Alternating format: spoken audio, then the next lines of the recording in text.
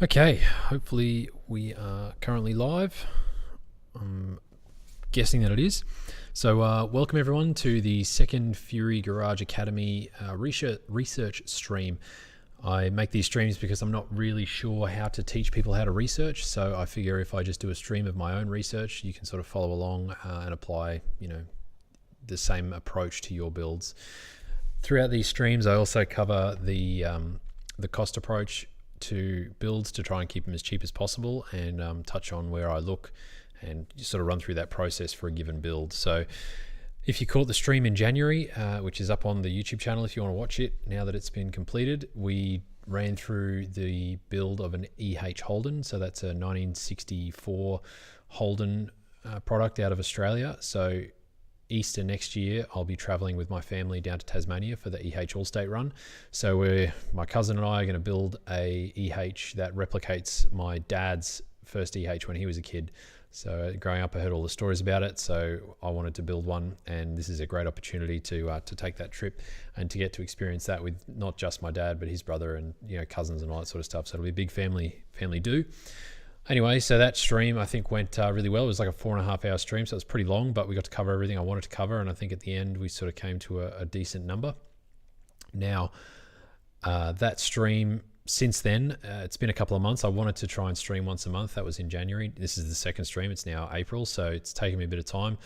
But after that stream, Martin and I went out to Ipswich and we started recording some content for the Fury Garage Academy course that we will be doing to show you how we build the EH that will go down to Tasmania for the All-State run.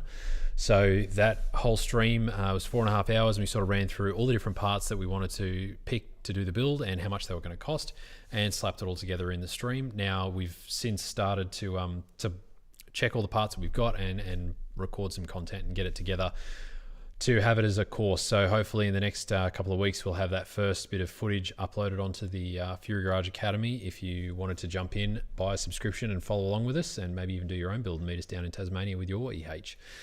But anyway, this stream is, I don't actually have a build in mind for this stream. So I thought what we could do together is jump onto a website, which I think is called Pick a Wheel. And we will quickly, here we go, look at that, pick a wheel. So we're gonna jump onto some, I've gotten a list of ideas together for different stream builds.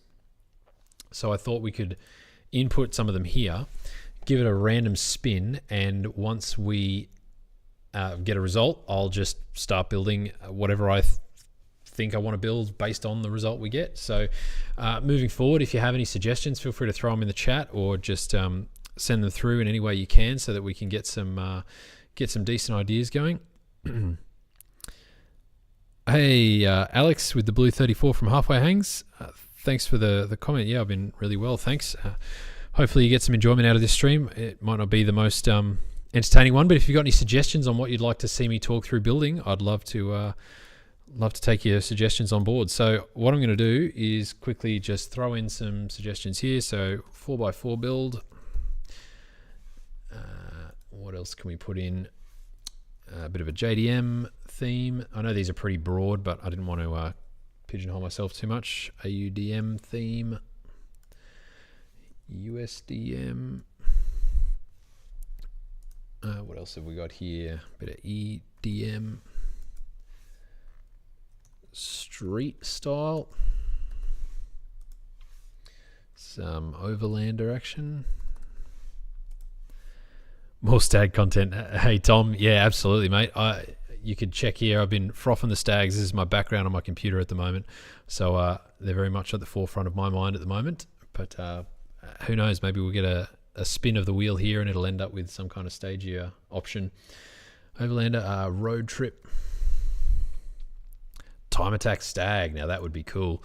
I would love to build a pretty serious stage here at some point. I managed to get mine tidied up over the Christmas break, so it's very neat now, and I'm hoping to do some road trips with my partner in it this year. We're looking to go down to Melbourne and back, so I think the stage would be perfect for that.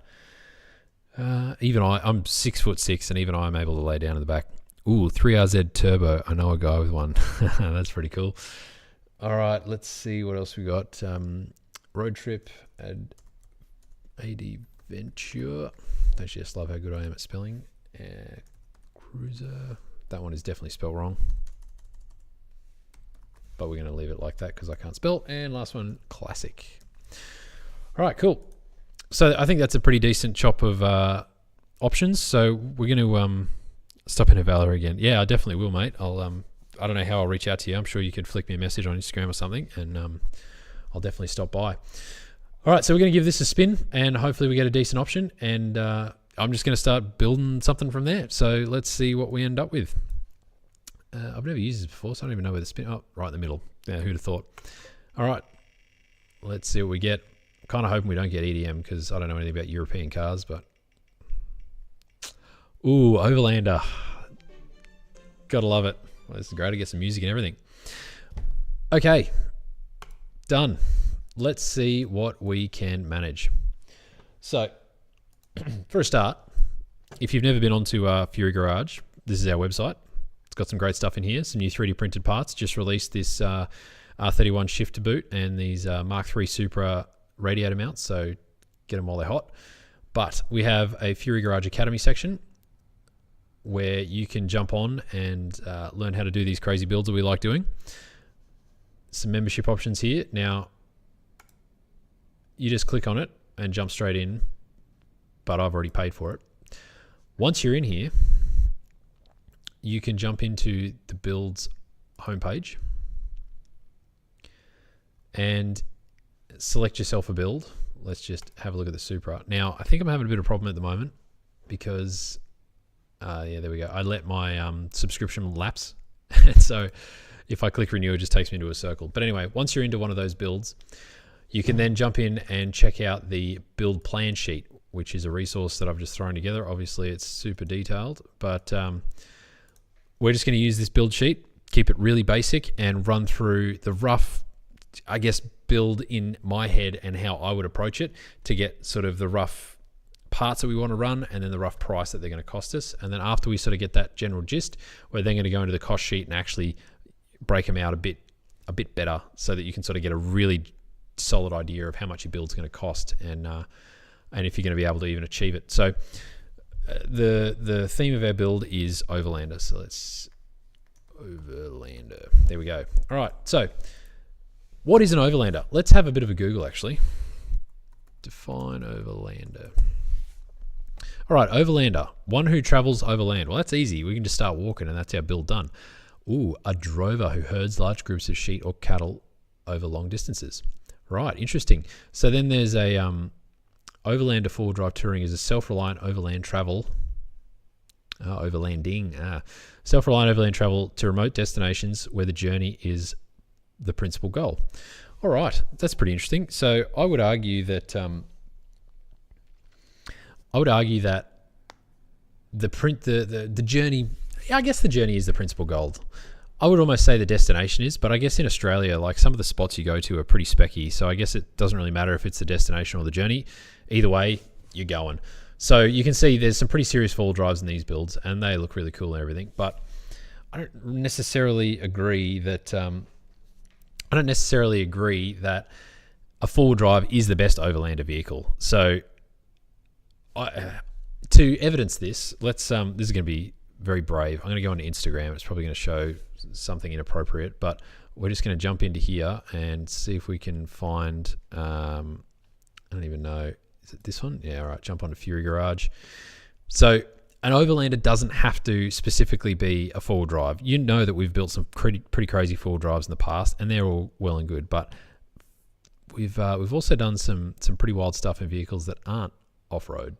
So the old Stagia never ceases to amaze. This was going up to Balloomba Creek and the air intake is just above the passenger headlight. We had no dramas. We actually did 2 creek crossings on the way in and the way out and it loved it. Didn't miss a single beat. The car was awesome. So just because it's not a lifted four-wheel drive doesn't mean a car can't take you to some pretty awesome places. So clearly I love Stagias and clearly I take them where I shouldn't, but they're definitely a very, very capable vehicle. So let's not write off some cheaper, maybe out of the box options. As such, I I always try and keep my builds as cheap as possible. And if you want to get a decent off-road four-wheel drive, you need, come on. Let's look at like an 80 series Land Cruiser. So 80 series Land Cruiser. All right, car sales. That's easy. We'll just check out some numbers in here.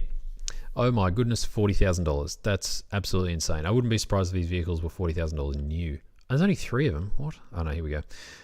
45, 60 grand. My God, my parents just bought a 200 series Cruiser and it was 60 grand. Who's buying a chopped 80 for 60 grand? That is madness.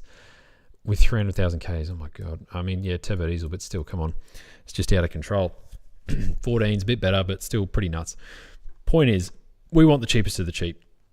We want to go price low to high. And 14's the cheapest. Are you joking me? All right, forget this. We're going to jump onto Marketplace. Let's get rid of these. Sorry, people. All right. 80 series Land Cruiser. Let's check it out. All right, 23. That's still too expensive. 8 grand. That's a bit better. 9. Now, I've just searched in Brisbane, which is my local area. You can obviously search wherever you like to search. But you never know. Searching outside of your local area may yield some results. All right, so the point is we're looking at somewhere between 5 to 15 grand for an 80 series. And that's a pretty good starting point. Looking at we don't want our pick a wheel anymore. We're going to get rid of that. Looking at our Overlander description, it's a 4-wheel drive touring. These trucks are American, but let's say an 80 series is a good pick. It's a pretty expensive starting point. Like most of my builds cost less than 5 grand, so to stomach paying 5 grand to just start is a little bit harsh in my mind. So let's switch gears. Let's go. Okay, let's have a look at some 4-wheel drive cars. So 4x4 cars, pre 2000, just so that they're cheap. Well, that's 2000 to 2009. Okay, 20 old school 4x4s for kicking your off-road game. All right, this sounds interesting. Let's have a look. Let's hope it's Australia and no, it's America. Okay, good. Does it have a list? Not really. All right, that was useless. So this is sometimes research is just clicking around on the internet and seeing what you can find. It's not always fun, but a $7,000 Isuzu 25-ton truck will get you far, I have no doubt. Look, Jake, I'm sure you're right, mate, but it's got to have springs bolted into it before it'll go anywhere. If they're not bolted in, it's probably not going to make it too far. So you might have to do some repairs to it first. Pre-2000 4x4s. Let's have a look at that. No, whatever. We'll just go 2000, 2009. I don't know why this has been difficult. Oh, gross modern cars. Blech. All right. What do we got? A Jeep. Look, Luke is a big fan of these Jeeps. He reckons the V8s are great. I got an uncle who loves them as well. There was an interesting changeover year where one of them had a 4-speed transmission, and then the following year they had a 5-speed transmission. But it turns out they didn't actually change the transmission at all. The previous year with the 4-speed had the exact same transmission. So all you did was take the ECU out of the newer one and put it in the older one, and magically you got a 5-speed automatic out of a 4-speed. It was a miracle. But yeah, who'd want to run one of them? Oh, here we go. Toyota Land Cruiser 100 series. All right, so these are a great choice as well. Oh, there you go, 64,000, brand new. So the 100 series were awesome. Depended on the motor option you got, and if you wanted smoother on-road comfort, you would run the 100 series. But if you wanted better off-road performance, you go the 105 series. And the difference was the front suspension. So the 100 series had independent front suspension, whereas the 105 series had a beam axle like a regular 4-wheel drive does. So they were a bit more capable, but I don't think that the 105 series ever came with the desirable 1HD FTE, the 4.2 litre turbo. They only came in the 100 series. So you either had to, if you wanted the ultimate 100 series, you either had to graft a 105 series diff into the front of 100 or put the motor out of 100 into a 105. So it's an interesting conundrum, but here's another good option, Nissan Patrol. So these are awesome rigs. I think, you know, Toyota and Nissan have had this rivalry in Australia forever where they're trying to be the top 4-wheel drive. So in my opinion, Toyota's better because I like Toyota because they make the Supra. But there's nothing wrong with the Nissans. They make GTRs as well, you know. But it seems as if Toyota made the best engine, which was the 1HD FTE, and then Nissan made the best chassis, gearbox, diffs, everything else. As for the looks, I think they look pretty similar. Again, I prefer the Toyota because I'm a Toyota fanboy. But But the old TD42 was just too much of a kettle, whereas the 1HD FTE seemed to be a much better engine as far as I can tell. I'm no expert, but that's my take from it. So maybe you could build you could buy a 100 series with the 1HD FTE for a small house deposit, and then what you could do is graft your 105 front end into it so that you've got some awesome off-road performance, and then swap your patrol diffs and drive shafts. I don't know about the gearbox. I don't know enough about them, but anyway, you can swap your patrol diffs into your Land Cruiser, and then you've got a much stronger drive line with a much better engine in a better looking car. Oh yeah, that'd be my build. But I mean, just to buy diffs would be bloody $5,000 or something stupid like that, and then build everything. So it's too much. So I'll skip that. All right. Ooh, the V8 version. So these had a 4.7 litre V8. Was that the 2-year ZFE? I think they're a pretty stout beast. They're all alloy V8. They sound amazing, but we're not going for that. Parado, don't even think about it. There's nothing wrong with them, but they're just not a very cool car. I guess they'd be cheap, so that could actually be a decent competitor. What else have we got here? Land Rover. Ooh, forget it. In Australia, these things are terrible. They just break down and they're expensive. They're ugly. They're hard to get parts for. They're hard to have knowledge for. It's not really worth it. Maybe when they were new, it made more sense, but from my perspective, it's just not worth it. Anything European in Australia, you're going to either pay too much to repair it, pay too much to buy it, pay too much to do anything to it. So it's just not worth it. Same thing with the Range Rover Sport. Cool looking car, much better looking than this thing, but just too expensive, not really that reliable. All right, Pajero, now we're getting somewhere. So these are sort of like the cheaper version of the Land Cruiser, in my opinion. You could get them with a half decent motor. They're sort of based on a light duty truck, so they were pretty robust. I don't know about this particular generation. I feel like it was maybe moving more towards its own thing, whereas the earlier generations were much more of a parts bin from Mitsubishi, so you were getting those like heavier diesel, I guess, driveline components and everything, so they were a bit more, I don't want to say reliable, they were just tougher. They still had their own problems. So I mean, if you got an oil leak on the V6 Pajero engine, basically forget it. It's like jack up the intake manifold and change everything. There's such a pain in the ass to work on with the V6 configuration, and you get a lot of people that, like a lot of mechanics that would change. So if they had to do spark plugs on a let's have a look at an engine bay. So I think it was 3.5 litre Pajero. So we actually used to own one of these. Yeah, that's the shape. It looked great. It was blue, gorgeous truck. My parents had it when I got my license, and I got into a lot of trouble driving around in one of them. But anyway, let's have a look at the engine bay. I think they're a pretty good looking vehicle, but we want to see, these are all new ones. Where's the old ones? Aha. Okay, so I think this is even older again, but you get the idea. So it's got the air intake sort of here, and it goes around this way, and then it crosses over. And so you can take this part of the air intake off really easily and get at the spark plugs in the V6 on this side. But this side has a huge manifold that like snakes over like this to get down to the center.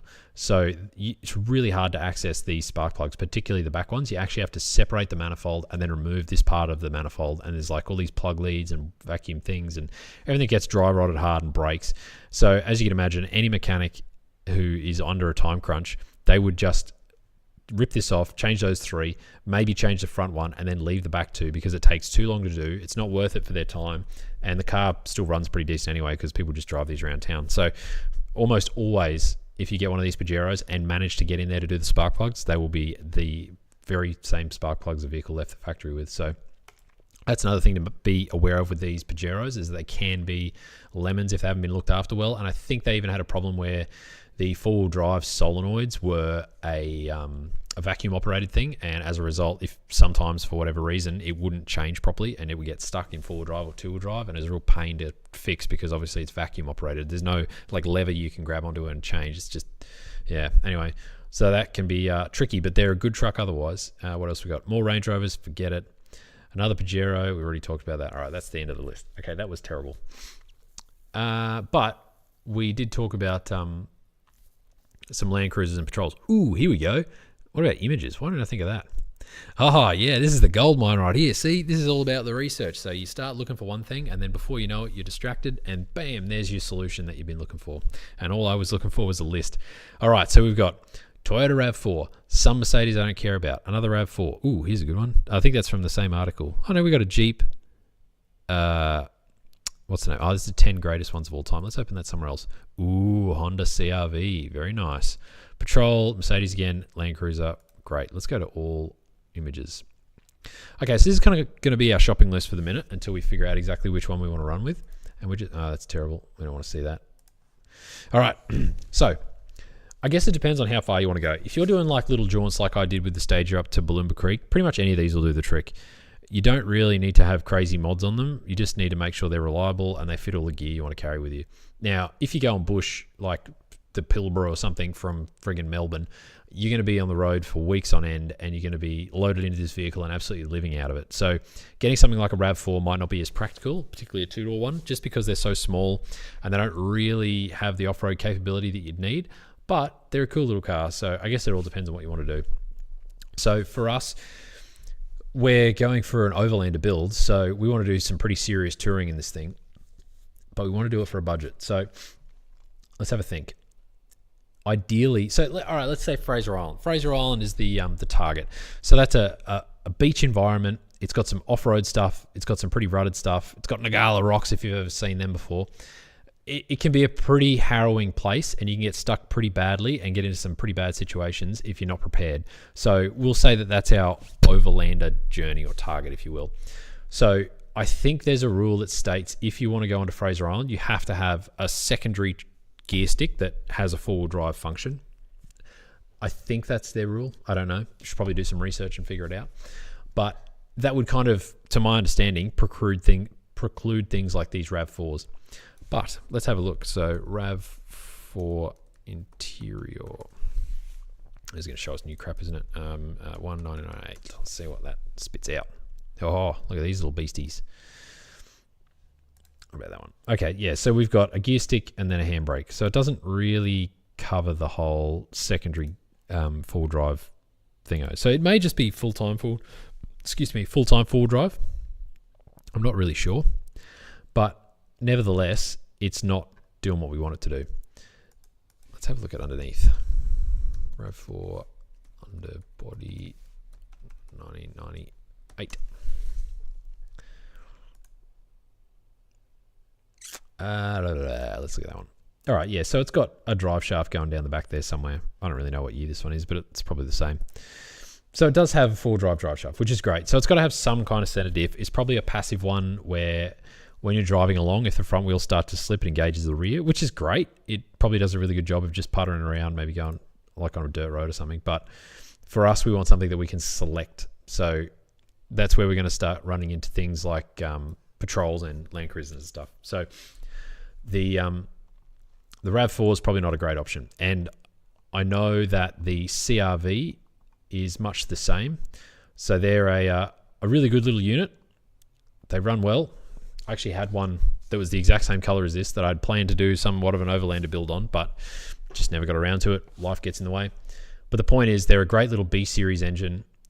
They've got decent enough displacement, like 2 litre, so they're a bit bigger than all the Civics.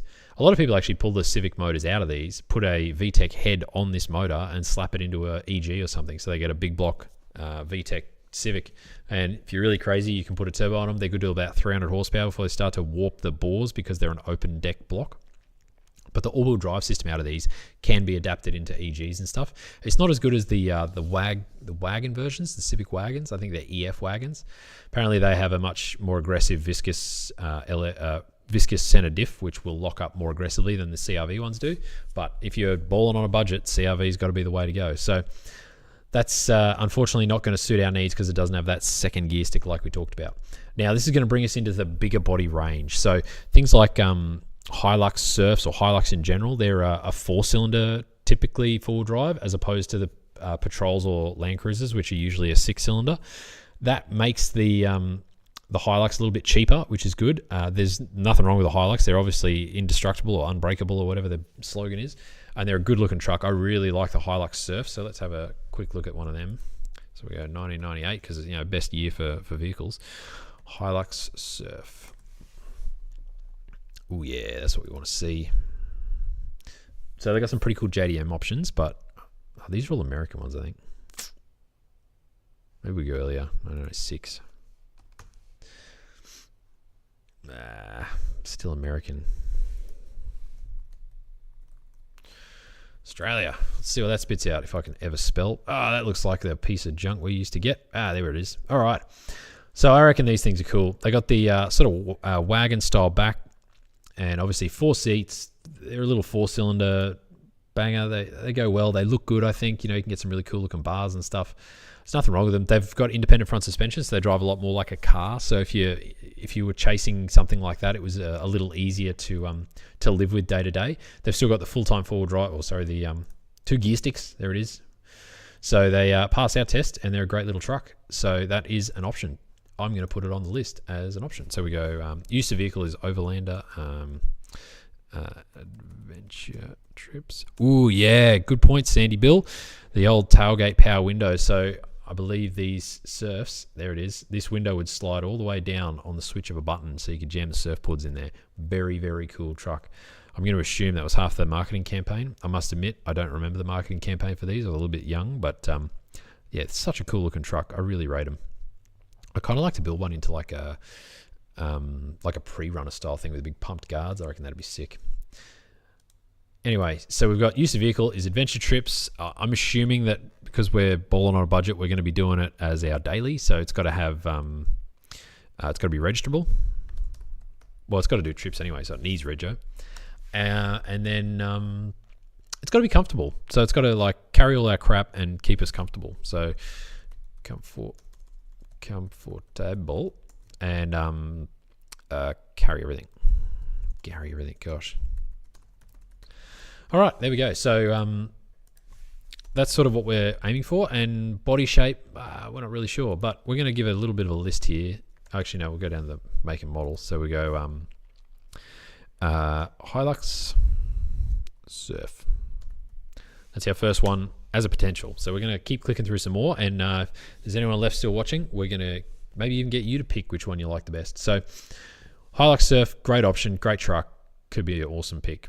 The Hilux is virtually the same, but it's a ute tray. So if someone was liked a ute more, it's probably not as practical because, like as an example, if you're driving all day or you get stuck somewhere, you're really struggling, and you come out the other side and you're just like, I just need to sleep. You can have your surf set up so that it's got a bed in the back, whereas with a Hilux, you would have to have some kind of bedding that you could drag out, be it a rooftop tent or a swag or something. So these aren't as desirable, but you know, if you're out bush and I don't know, hunting or something, you can just throw the thing you catch in the back, and that makes it a bit easier. +1 for surf. All right, sounds good, mate. I'll make sure you're on the list.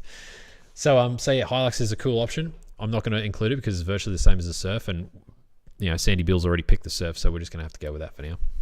All right, let's have a look at the Land Cruiser. Cruiser. 1996, that should be an 80 series, yeah? All right, that's a pretty cool truck. I think that Land Cruisers are always going to be a given. If you can get one cheaply, I think it works well. So maybe we'll just boil it down to the cheapest one wins. But at the moment, let's put an 80 series up there. Hilux Surf, 80 series. Maybe 80/100, because the 80 is just getting a bit on, and if you want to do like comfortable touring, you want to take the missus and the kids or whatever, maybe the 100's a little better. Obviously, jumping up to the 200 series is a massive leap, and so it might be too much. But yeah, I think the 100 series is definitely affordable and comfortable and does all the stuff. Now, obviously, you can't have a Land Cruiser in the list without a Patrol on the list.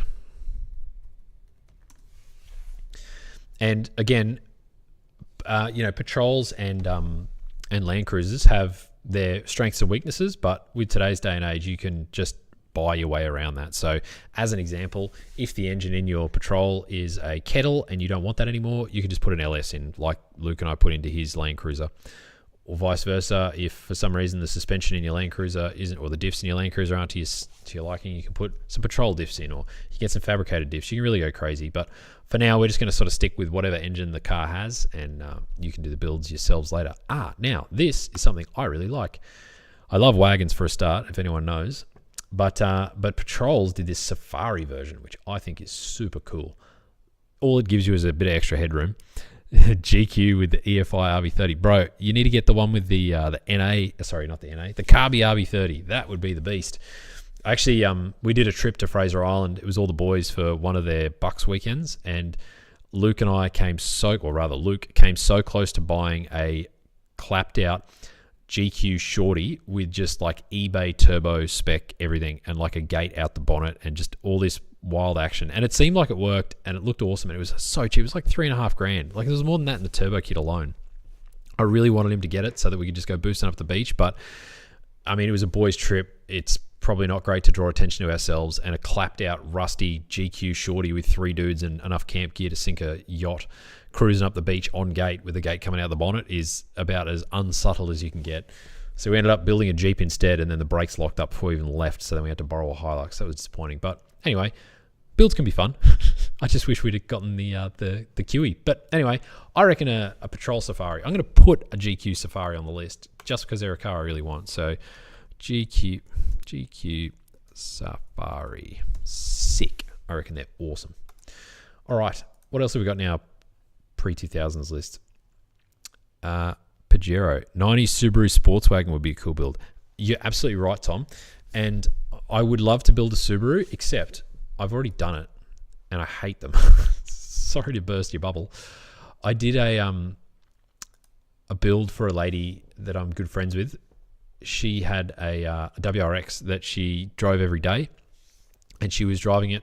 Sorry, she took it to the mechanics, the dealership, to get them to look at it, and it had done like 220,000 Ks. And she's like, "Oh, it's making a funny noise. Can you look into it?" And they're like, "Oh yeah, no worries."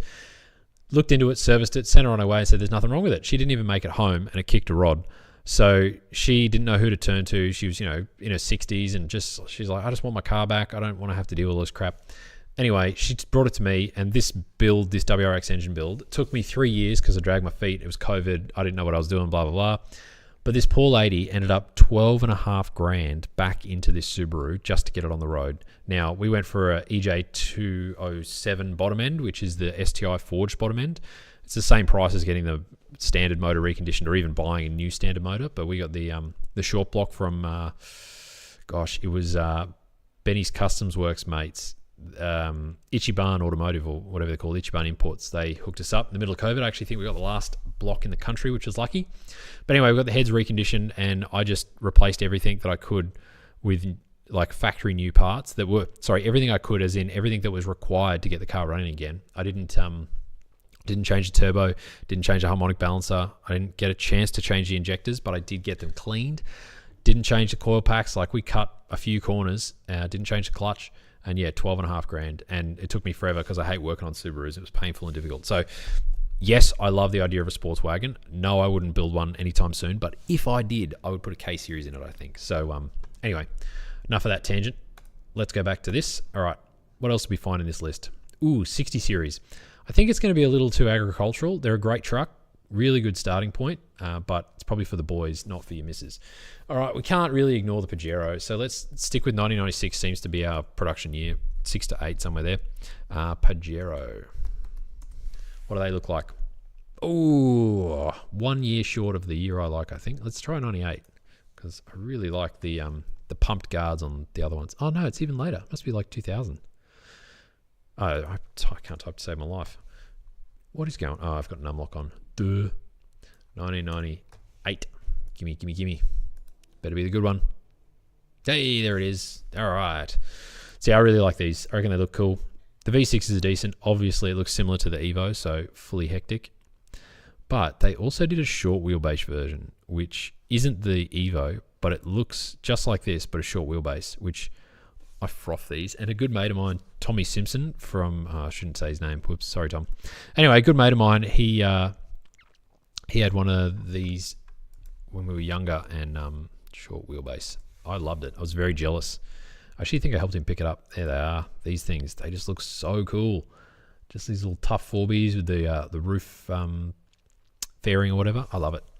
So I would love to get one of these. So we're never going to find one, but let's just put a Pajero on there. So these ones are, again, they came in like a 4-cylinder diesel. The V6, which is the 3.5 litre, they might have come with a 3 litre V6. I'm not sure, but we would want to get a 3.5 litre V6 probably. That'd be some pretty heavy mechanicking if you did get it and needed to do some work on it, but we'll just put it up there anyway. So 3500 Pajero. Cool. All right, what other options have we got? F-Truck, ridiculous in Australia. Hilux, we already talked about that. We really need to look at the Jeep because they're so cheap. I hate them, but they're a decent truck. Range Rover, no thank you. What do we got? Ooh, D22 Navara. You'd need to bin the motor straight up, probably redo the engine harness that runs on top of the... Yeah, look, you're absolutely right, Sandy. I've got a good buddy of mine named Ross, and he actually has... I'm surprised he's not watching tonight, to be frank. He would have been in there chatting along. But yeah, he has a GQ Patrol wagon he just recently got with God, what are those motors called? They're the terrible ones that no one likes. ZD30. He's got a ZD30 in this bloody thing, and I warned him against it so much, and I was like, you need to do every precaution under the sun. And he's not done all of them yet. He has done a few, which is very reassuring to me, but yeah, they're still just a bit of a time bomb in my opinion. Ooh, this is my style. So there was a time there in Australia where they would manufacture these vehicles that were like regular production vehicles, so like this Ford Ute, but then they put them on a four-wheel drive chassis. I have a special build I want to do, and I think I want to dedicate an entire... I'll definitely do a whole series for it whenever I get around to it. It's in the works, but I don't want to spoil it. So, yeah, that's the only hint I'm giving you. And I hate Fords, so we're not doing that. There's a few other random options like this thing, the Toyota Tercel, I think that one's called. Let's have a look at this article. Yep, Tercel. I think they're super cool. Not this particular version of them. I like the A95Rs instead of whatever this one is, just the Tercel. I think they're a bit ugly, even though these ones are very similar to the 95Rs. Ooh, Volkswagen. Refuse to own a Volkswagen. Subaru, same deal. They just blow up. Ah, an AMC Eagle. Wouldn't it be nice? I'd never seen a convertible version. That's cool. I would own one of those in a heartbeat. Too bad they're absolute lemons. Fiat Panda, no thank you. All right. Well, that was a bit of a dud. Yeah, look, the other part of Fury Garage Academy, in my opinion, is trying to get people into dream cars without blowing the budget. So looking at our list, I think Hilux, dream car for a lot of people. I know quite a few with that opinion. Same with Land Cruiser, same with GQ. Now, Pajero's not so much. However, I think the Evo sort of means that you can get into, we talked about those short wheelbase Pajeros. These aren't, so if anyone doesn't know, Mitsubishi did a special run of, here it is, a special run of Pajeros called the Evolution. So this is obviously a spin-off from their Mitsubishi Lancer Evolution, which was built for World Rally Championship. But these particular ones, I think, were built for the Dakar, and they did really, really well at it. So they had some sort of turbo V6, or I don't even know, but they look super cool. Got these massive guards. They just raced them straight out of the box and did really well. I think this is the livery of one of them. They're sick. Now, while a full-length Pajero like this is still a great truck, and if you need to go touring and all that sort of stuff, overlanding even, it'd be a great choice. Repairs would be the question mark, but they're a good truck, I think. But yeah, the short wheelbase, with those rims, they're the same rims mine had back in the day.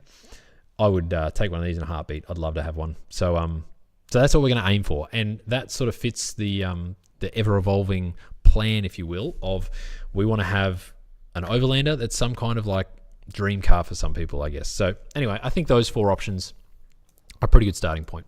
So before we go too crazy with the rest of the list, I think we're just going to jump into Marketplace and do some research and see which one of these is like realistic as in to purchase. So we'll jump into Marketplace and we will search up the first one, which is a Hilux Surf. Let's see what we spit out. Oh, look at that. We get 2 Hilux Surfs for the price of 1. It's actually pretty good. $4,000. What does it say? Oh, pending, so someone's already buying them.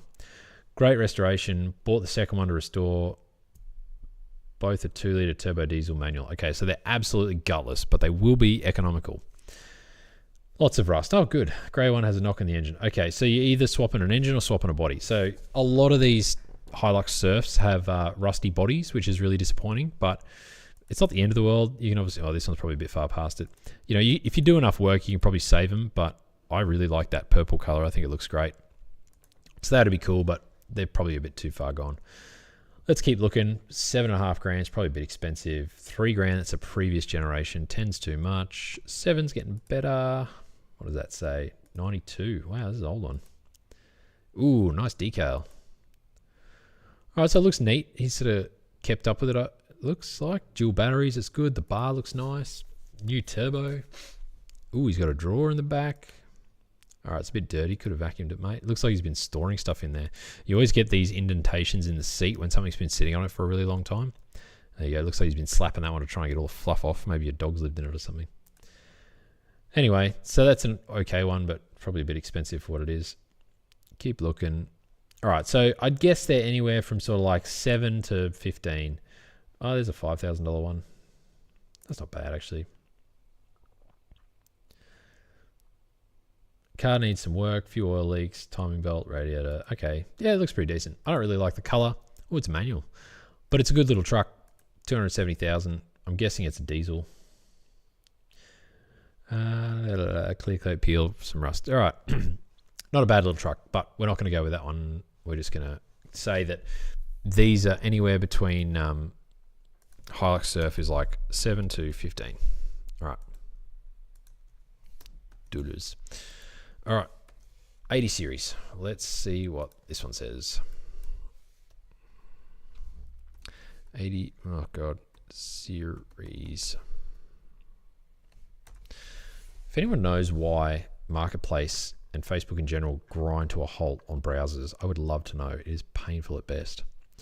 All right, now I must confess, I've been looking for an 80 for a little while now, and they, look, anything under 5 is quite hard to find in decent condition.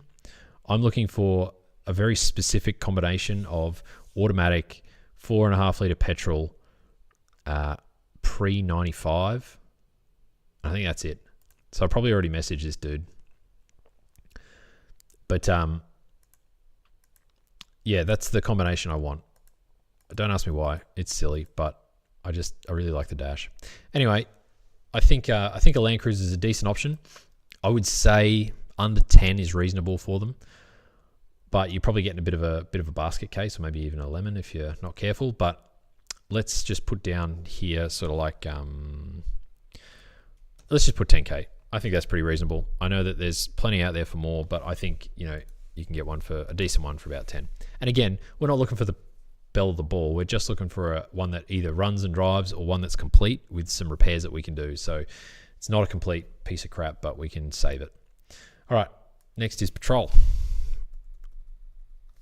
Patrol. I can spell.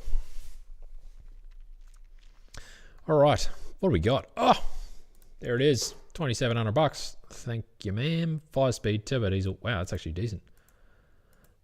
Probably a crap diesel though. Doesn't even say. 5-speed, 7-seater, Kenwood. Rust in the right turret, body straight, good mechanically tidy interior. All right, so this thing, it looks like it's just been bought and abused to death, which is not great. And they usually always rust like up here in the drip rails or whatever they're called. So I wouldn't be surprised if this one, yeah, there it is. It's a bit of rust, or maybe it's the antenna. I can't really tell. Anyway, good little truck. Great option. As far as the engine goes, obviously the $25,000 ones. Oh my God, a Barra turbo. That's sick. That'd be cool to do a swap, the old Barra into a Patrol. I don't know how the economy would go, but it can't be worse than a V8. So anyway, Patrols look reasonably similarly priced. You know, that one's $6,000 for a GU, 3.5 for a QE. What do we got here? Oh, TB. So these TB motors can be pretty serious. I think the dudes in Dubai run TBs, and they do all sorts of crazy sand drags. And oh, this one's Carby. Yes. How's that, Sandy? It's even better than the RB30. Those guys in Dubai do all these crazy sand races with the TBs. So they can be serious motors, and it's the same thing with the Toyotas with the 1Fs, which are 4.5 litre petrol engines. They can be pretty serious too. So that's always an option. All right, looks like Patrols are a bit cheaper than Land Cruisers, so I'm going to say like 3 to 7 or something. I feel like that's probably a bit too generous. Maybe 5 to 10. I don't know. I'm making all this up as I go. Just FYI, I have no plan. I'm just following my nose. All right, the real linchpin. TB big boy motor. Yeah, it is, buddy. Love to get some time sunk into one of them, but I just don't care enough about Patrols, sadly. Oh, maybe we could TB swap a Stagia. How would that go? Probably be the front heaviest Stagia ever built. All right, Pajero.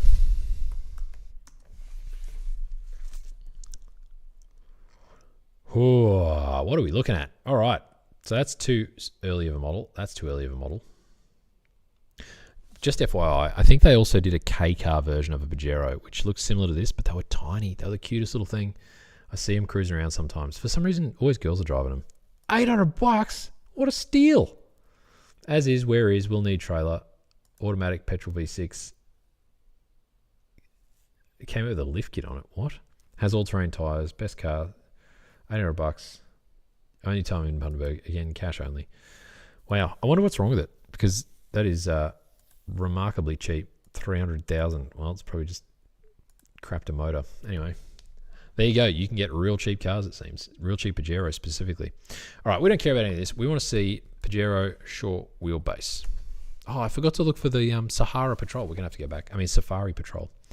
Oh, little Zook. Oh, there it is. How much? $8,000. What a deal. Ooh, looks like someone's had some paint fade on the bonnet. Yeah, the V6. So I think this one's the 3 litre. I don't really know. Looking to sell. 2-inch lift. Blah, blah, blah. Needs a windscreen. CVs. Whatever. Oh, it's got a Nardi. Oh, without wheels and without Nardi. Bro, it's got a TV in it. Man, this thing's sick. Well, it's got a full roll cage. Okay, this thing's like a proper Dakar car. My God. All right, so as soon as a roll cage gets introduced, it kind of ruins it as like a commuter vehicle. I think this is really cool, and I would love to buy it, but just that roll cage alone ruins it for me. Also, yes, they did make short wheelbase convertible Pajeros. So freaking cool. Ooh, I think that one's a K-car one. Yeah, Pajero Mini. Very cute. Ooh, Patrol, short wheelbase. Keep looking. It doesn't really. I think that roll cage ones is like our only real option, which is unfortunate. There's some more modern ones. 15 grand's a bit much. That's a Bandera. Very cool, but a bit agricultural. Short wheelbase Patrol with an LS1. Damn, that'd be a beast. What else have we got? Well, while I'm looking, guys, don't forget, grab yourself some Fury Garage merch. Just jump onto our website if you're interested. We've always got them in stock, ladies and men's cuts, as you can see. Look at that. And if you're really keen, you can pre-order a hoodie. They're pretty expensive to keep on the shelf, so obviously the pre-order is almost required. I've also got stickers if you're interested. So just a quick merch plug there while my fried brain at the end of the week starts to try and grapple with the fact that we may not be able to buy a short wheelbase Pajero for our build. It's so heartbreaking. Anyway, that's all right. I think that normal Pajeros are pretty decent anyway. Come on, pay attention, machine. There we go. So where do we get to with our build plan? Pajero. Gosh, the price.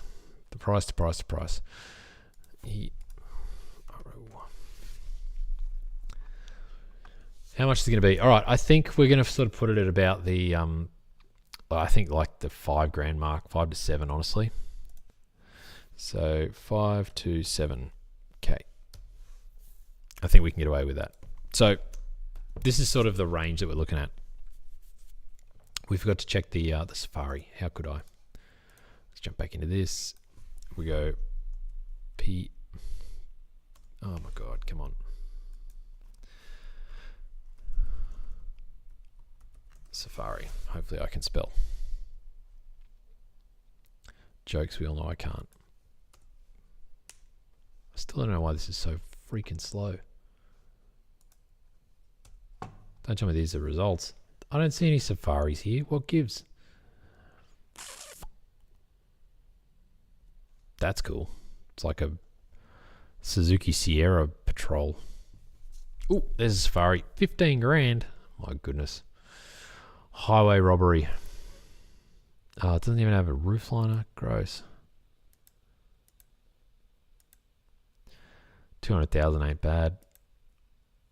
Oh, it's TD. So you're getting the kettle with the big roof. Look, it's not the worst thing in the world, but 15 grand's a bit expensive. What else we got going on here? Oh, excuse me. Yeah, I think that's the only Safari we're really going to come across. Everything else is just a normal normal style one, which is no fun at all.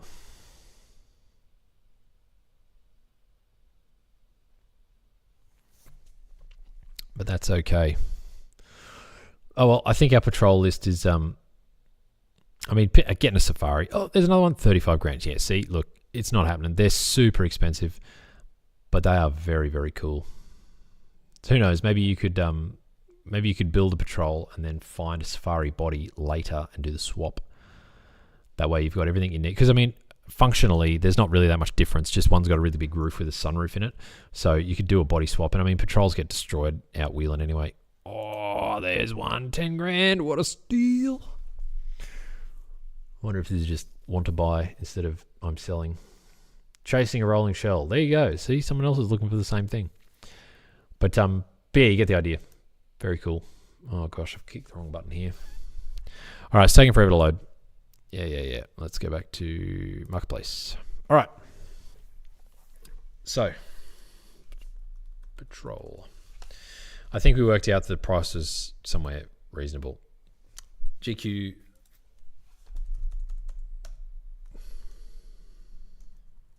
Patrol. All right. Cool. So there are options. What have we got? The cheapest one being the Patrol or the Pajero, the most expensive one being the Hilux or the 80 series. So I think that, gosh, I don't think I want to do the 80 series this time around. I feel like I've already done it a fair bit. I don't really want to do a patrol because any patrol that we do is going to require a new engine, which is probably a bit outside the scope of what most people can be bothered to do when it comes to an Overlander build. Although you do get the good diffs, and there are endless supplies of parts for patrols out there. So if anything goes wrong, regardless of where you are, you're going to be able to find parts for it, which is always good. Same thing with any Land Cruiser, you'll be able to find parts for it. The Pajero, gosh, I've got a real soft spot for them, and I would love to do the build on a Pajero, but I just don't. You know what? I actually am kind of leaning towards a Pajero. It's the cheapest one of the lot, and that's sort of what we're aiming for, is to try and get in as cheaply as possible. As for the short wheelbase, I didn't think it was a thing, was it? So, JRO.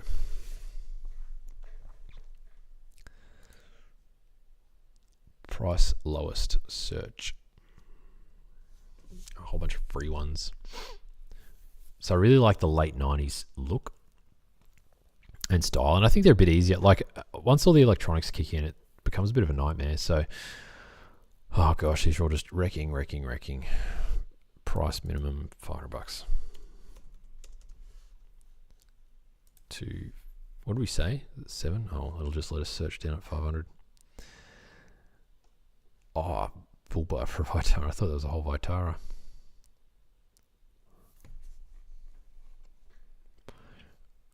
I want a Pajero for more than $500. What's going on here? Why are we getting wheels? All right, that's looking a bit more reasonable. Okay. Up Rockhampton Way, you'd find an endless amount of GQs lacking motors. Yeah, well, that's a good point, but I don't want to have to go to bloody Rockhampton to pick up a GQ. That being said, I did see someone had swapped a Barra into a GQ, and that does make a lot of sense to me, because I feel like Barras are just a little bit too big for things like Supras or Skylines and stuff, but I feel like a Patrol, it sort of suits a lot better, don't you think?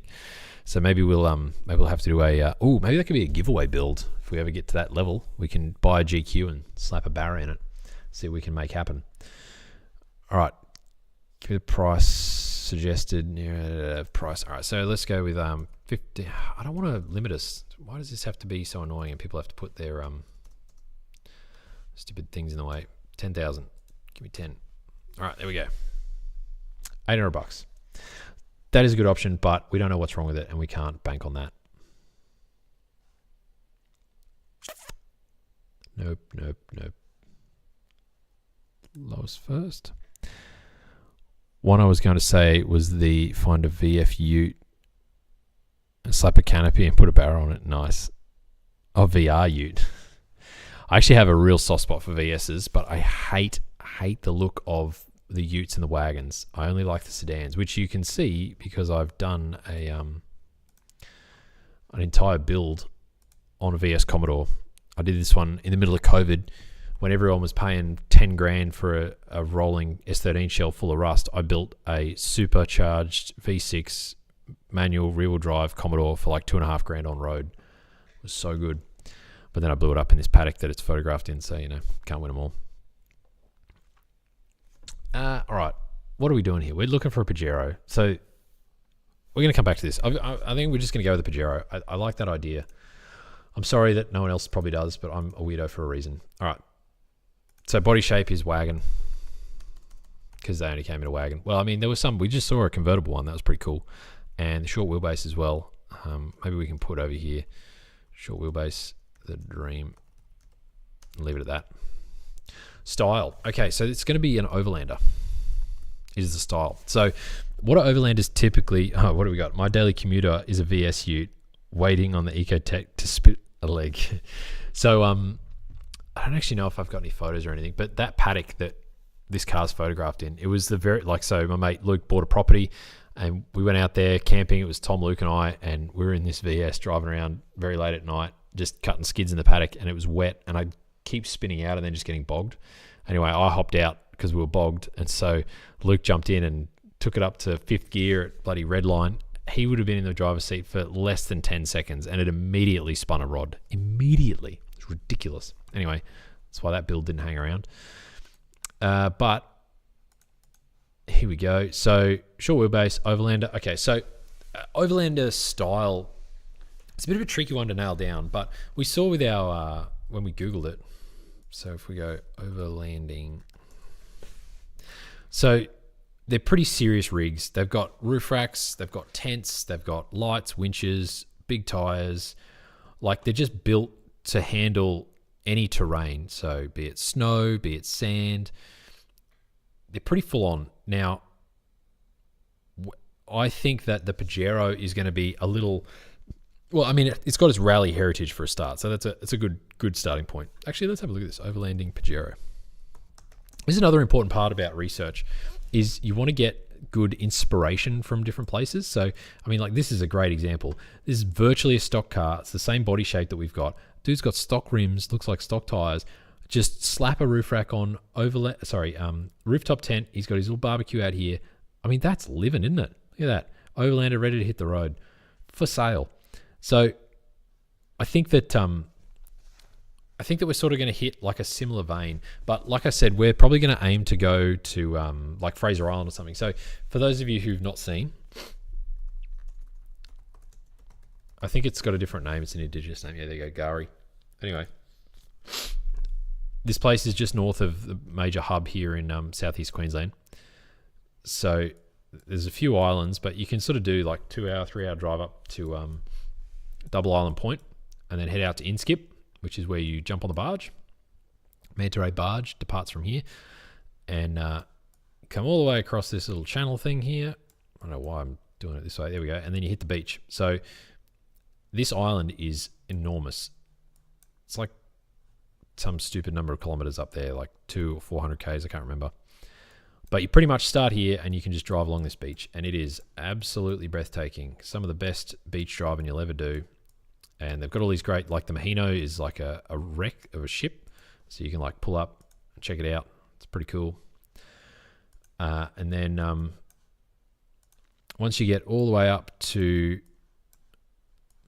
Indian Head, there's the champagne pools, which are gorgeous. So basically the water like crashes over the edge of the, definitely need that rooftop tent on Fraser for the dingoes. Mate, dingoes aren't so bad.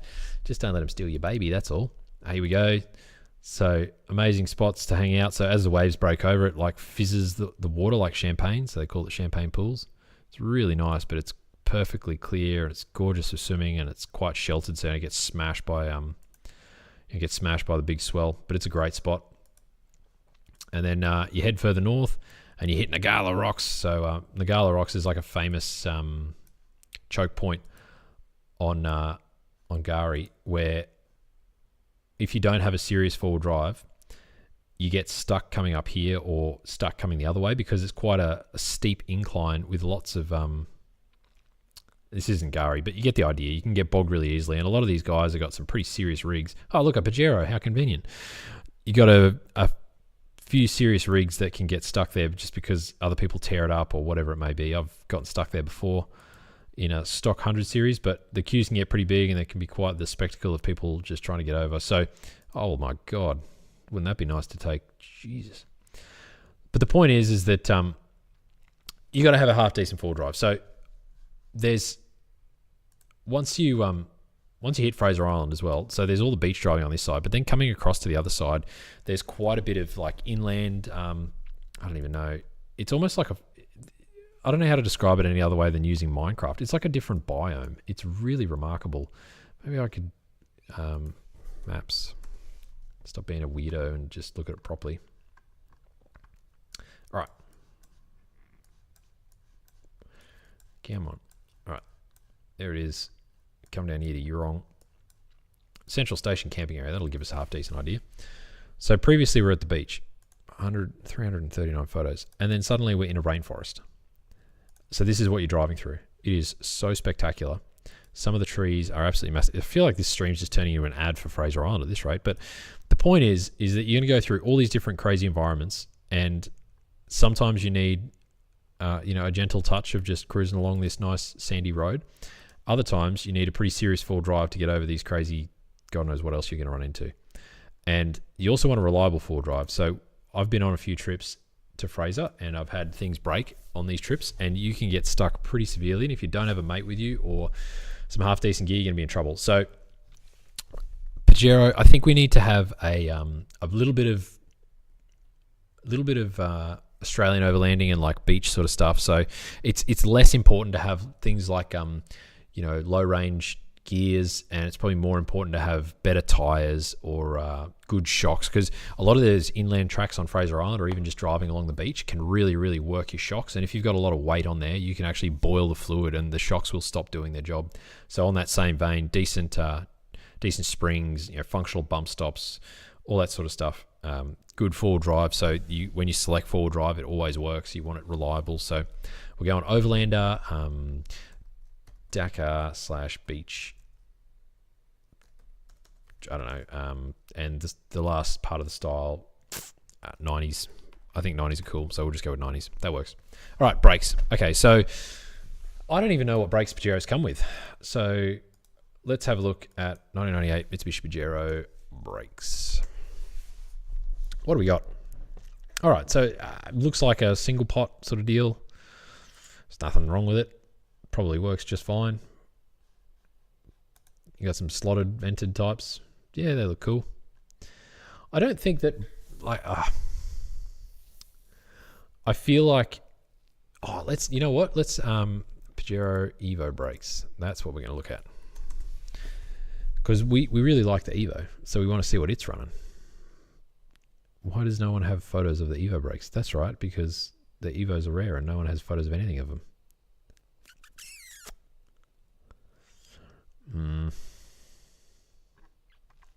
Let's have a look. So this is where the research part comes in. So we're trying to figure out, I want to see what they look like, the calipers. Evolution JDM, right. It's a rear. I don't want a rear. I want a front. Maybe we type that in. Front brakes. Project Mu. Oh, that's pretty cool. How do we find Mitsubishi Evo front brakes? What has eBay got for us?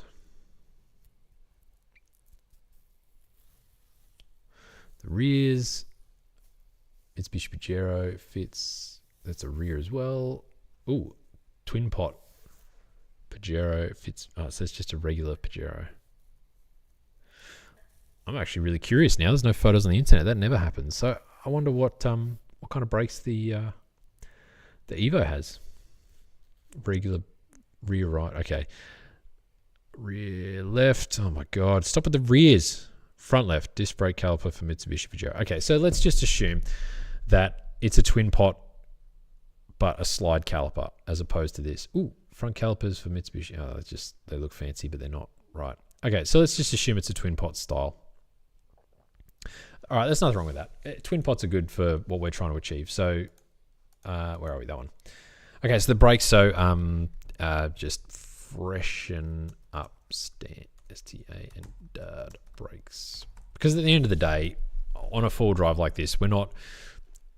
And it's a relatively modern four-wheel drive too, so like shy of getting some Brembos on it, there's no real point to upgrading the brakes because you're not going to see huge gains in performance because a lot of the driving is just going to be cruising down the beach and then you just need a brake for a ditch or a dingo or a dead shit, whatever it works. So freshen up the standards, that'll be fine. And that'll make it nice and cheap too, which is good. Okay, so engine, I want to get the V6 3.5 litre. I think that because I've driven one of these a lot and I really like that engine, and I think that one of those manual, it's got enough power, goes well. I don't even know what it is actually. Let's look that up. So 1998 3500 Pajero. I can spell.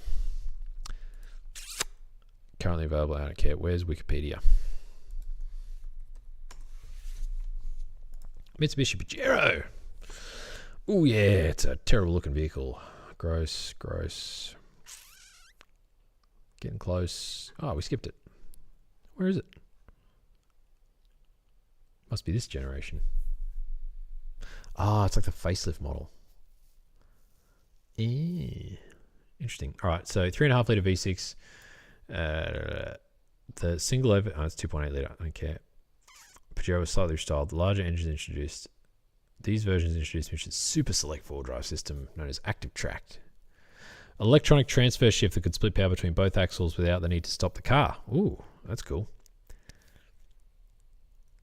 China diesel petrol. Okay. 6G72. No, 6G74. God damn. 24. Ooh, dual overhead cam or MyVec. Wow. That's pretty cool. They came in a whole bunch of stuff. Ooh, the Challenger. We forgot about that. I think they're pretty cool too. I think Woody had one for a while, but anyway, neither here nor there. Okay, so they came in the 99 to whenever Pajero. All right, whatever. We're just going to say that it's got a Ford 6G74. Oh, actually, no. What else did it come out in? Debonair. Wow, I've never heard of that. 1964. Wow, that doesn't look like a new one.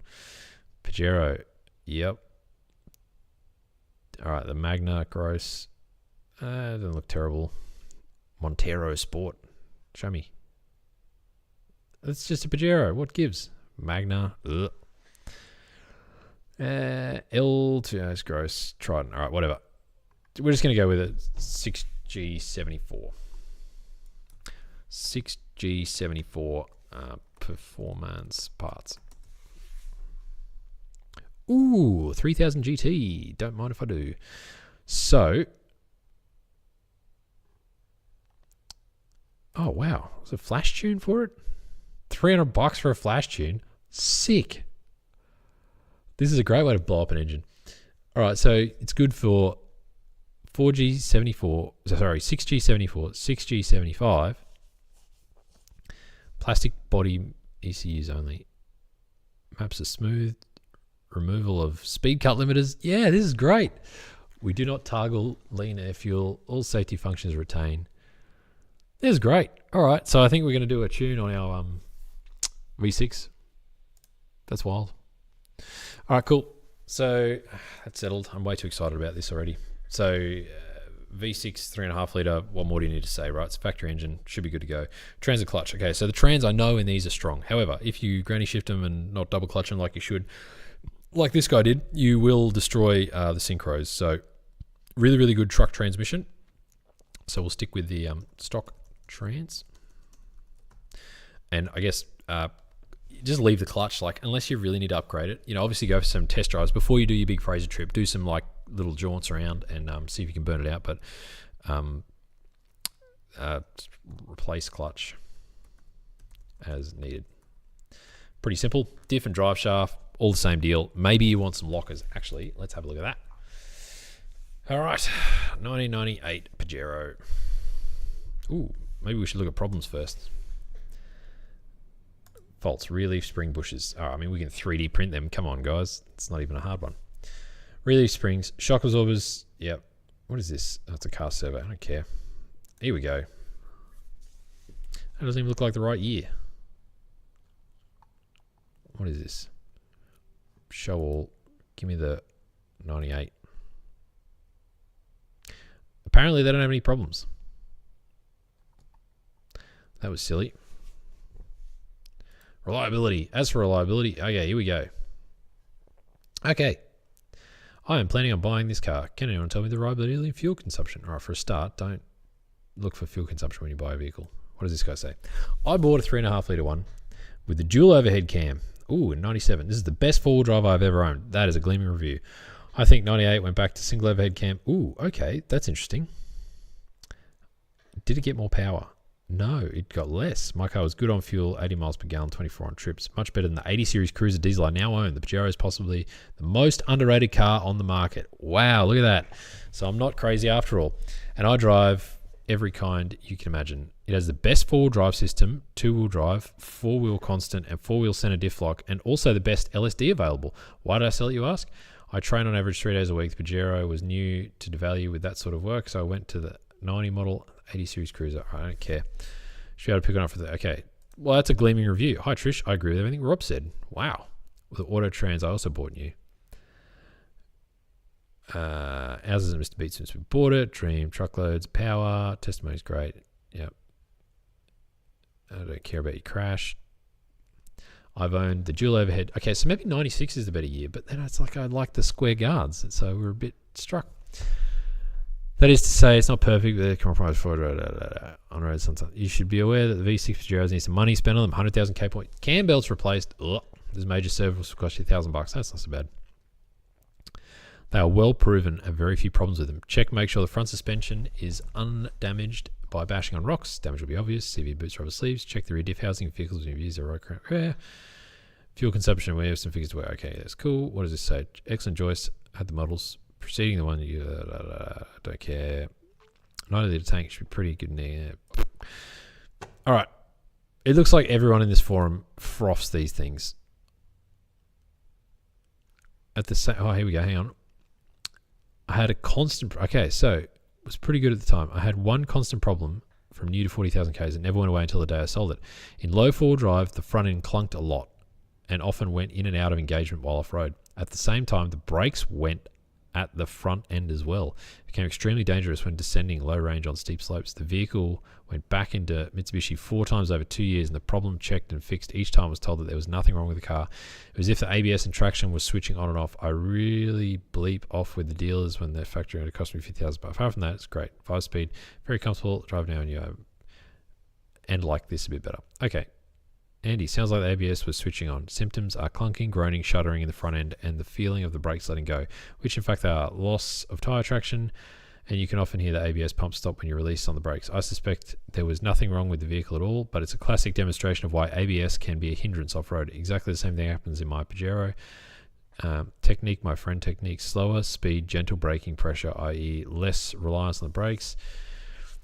Okay, all right, I'm convinced. I'd be interested to see what motor the square body one came out with, if it's a single overhead cam or a dual, but we're going to leave that. Okay, let's put DOHC. I kind of want to see what it said again about this flash tune thing. 74, 75. Where's the Wikipedia?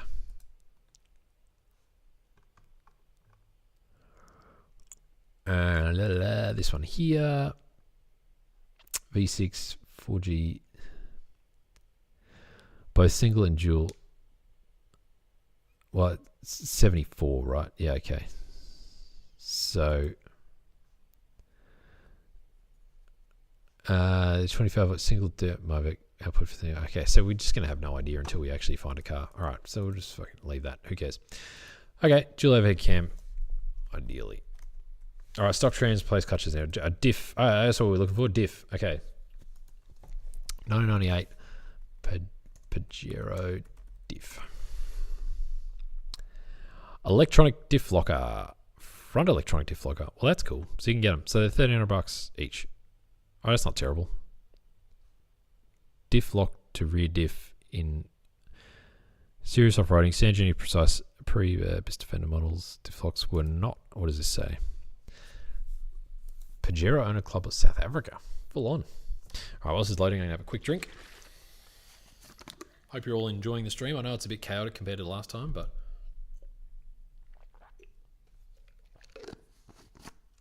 this is what research looks like. We're learning things. We're discovering new stuff. We're saying things twice without needing to. All right. Difflocks was not standard feature. I've been looking at the same thing recently. From what I can tell, there are two options. Option 1, get an aftermarket diff locker installed. Option 2, install a diff from a blister fender with a diff lock. I'm not sure what this is going to cost and need to install it. I'm trying to get as much info as I can. Okay, so the blister pack one that is, I think, what we've got. Yeah, blister side is what they call the one that we've got. Yes, I mean the whole diff, wheel to wheel, not just the diff. Okay, what does this guy say? Oh, good to see there's still forums kicking around. Sometimes forums die off pretty badly, but this was 2015. It's pretty old, 10 years. I'm looking at putting an E-locker in my NH. I've done some digging. I'll need to upgrade my front diff to an 8-inch and my rear to a 9.5 to fit the E-locker. The front will be easy, but at the moment, the NH 9-inch, 9.5 will fit the same housing. We'll have to take the whole axle. Thanks heaps. I was down the records and some other things. Turns out 9 won't fit the 9-inch housing because they're different. Yeah, shocking. As part of the conversion, I fitted the 9.5 diff. I swapped the whole assembly over and it was a straight swap. I did it to avoid driveline shaft diff using the drive shaft. Was not compatible with the 9-inch diff, 3-inch. So I wanted stuff to be as easy as possible. Read no custom modding of shafts. I swapped the entire driveline. Oh my god, yeah, easy as possible. Just swap the driveline, right, bro. I've read that some of the 9.5-inch discs have a universal size, same as the 9-inch motor model. Okay. So it looks like you can swap a bigger diff into the 10 bolts holding the diff housing on. I really don't know enough about Pajeros. It's talking about like NHs and NLs and other stuff. But bottom line is there's going to be diff options. So either upgraded standard or we're going to E-locker, which is cool. So for anyone that doesn't know, when you go forward driving, if you're in soft sand like this, the tire with the, and you've got open diffs, the tire with the least amount of traction will be spinning. So if you've got it in 4-wheel drive and there's all 4 tires on the beach and one of them is like got a little bit less weight on it for whatever reason, it will just start spinning in the sand. When it starts spinning, it steals drive from all other 3. So that's obviously not great. You're going to slow down and not be able to move because the one out in the air is just doing all the work and it's not moving it. So if you get a locker, so for example, a rear locker, you lock the 2 rear wheels together and the drive coming out of the transfer case will go back to the rear wheels. And so it has to choose to, so if it's an open diff, it has to choose to send it to either the left or the right wheel. And so it makes that decision based on physics. So whichever one has the least amount of load gets all the drive. If you lock those 2 together with an E-locker or an LSD or whatever welded diff, then it will send the drive to both wheels at the locking ratio. So if it's a 50-50 split, then it'll just go 50-50 to each wheel. So if you're forward driving and you've got a rear locker and you start losing traction in the front for whatever reason because it unloads and only one wheel starts to spin, both of your rear wheels will keep spinning. Now that's great because it'll keep you moving, but the front wheels then turn into plows because they don't have any drive to them.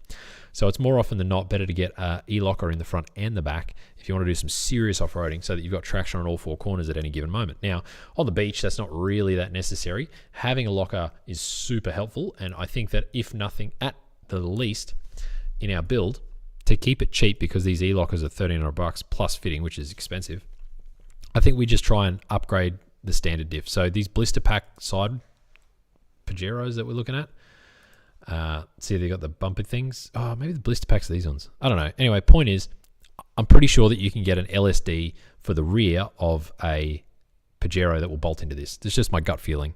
So we're just going to figure that out when we cross that bridge. So that'll be in another hour or 2, I'd guess, and we'll see where we end up. All right, so they're the 2 options. Suspension. I don't know anything about Pajero suspension. I know the fronts are independent. 1998 Pajero rear suspension. Oh, we don't want rear, we want front. What's wrong with me? Front. Oh my goodness. All right, there we go. Show me. That looks like a cool picture. It's going to take us to a virus. AliExpress, it may as well be a virus. All right, what do we got? Okay, well, that's a good start. So it's got a sway bar, it's got a track rod, it's got a lower control arm, and it's got a upright. Pretty simple. I don't believe you, AliExpress. Let's find a different picture. Ooh, there's a good one. Okay, well, AliExpress didn't exactly lie. It's also got an upright. So it's basically a double wishbone style suspension. That's very cool. NS to NX, 2006. Okay, so that's a bit new. What Pajero models? I can spell. God, you guys are gonna love me. I need to see a list. Okay, here we go. Okay, first generation. God, that's a lot of N's. Second generation. Third generation. I think we want second gen. Wow. Okay, so V20, NH, NJ, NK, NL. Leopard. Built by Xiao Fang. God. 2002, 2004. Can we transfer? Well, I don't get it. Third generation. Where's our generation? I want to see a picture of my Pajero. What gives? Okay, so NS, NT, and WNX. Okay, let's try NT. So we go Pajero NT. All right, so now we're teaching ourselves while we're researching. What the hell is this? Okay, that's not what I want. I want something different. Give me this. Give me that. Give me this. Let's just start looking them up till we find what we want. Why is it not visible? Grr. All right, anyway, first generation. Okay, we don't want that. Second. Okay. NK Pajero. No, it's not an NK. NL. It is an NL Pajero. Okay, cool. Second generation NL. That's what we want. Great. So if we get rid of this and just put NL Pajero front suspension, maybe we can find what we're looking for. It's like an alright shot. Okay, so it is double wishbone and it's independent. So that's cool. Ooh, what's going on here? SFX, Mitsubishi Pajero SFX. What the hell is that? Overland conversion. Interesting. I don't see a spring, which means that could be the spring there. No, that's a Pitman arm. What am I talking about? Oh, you can't see it because of that. I'm concerned this may be a torsion bar suspension setup. And I don't remember what my Pajero was like back in the day. Oh, come on, someone give me a freaking photo of it. Sway bars.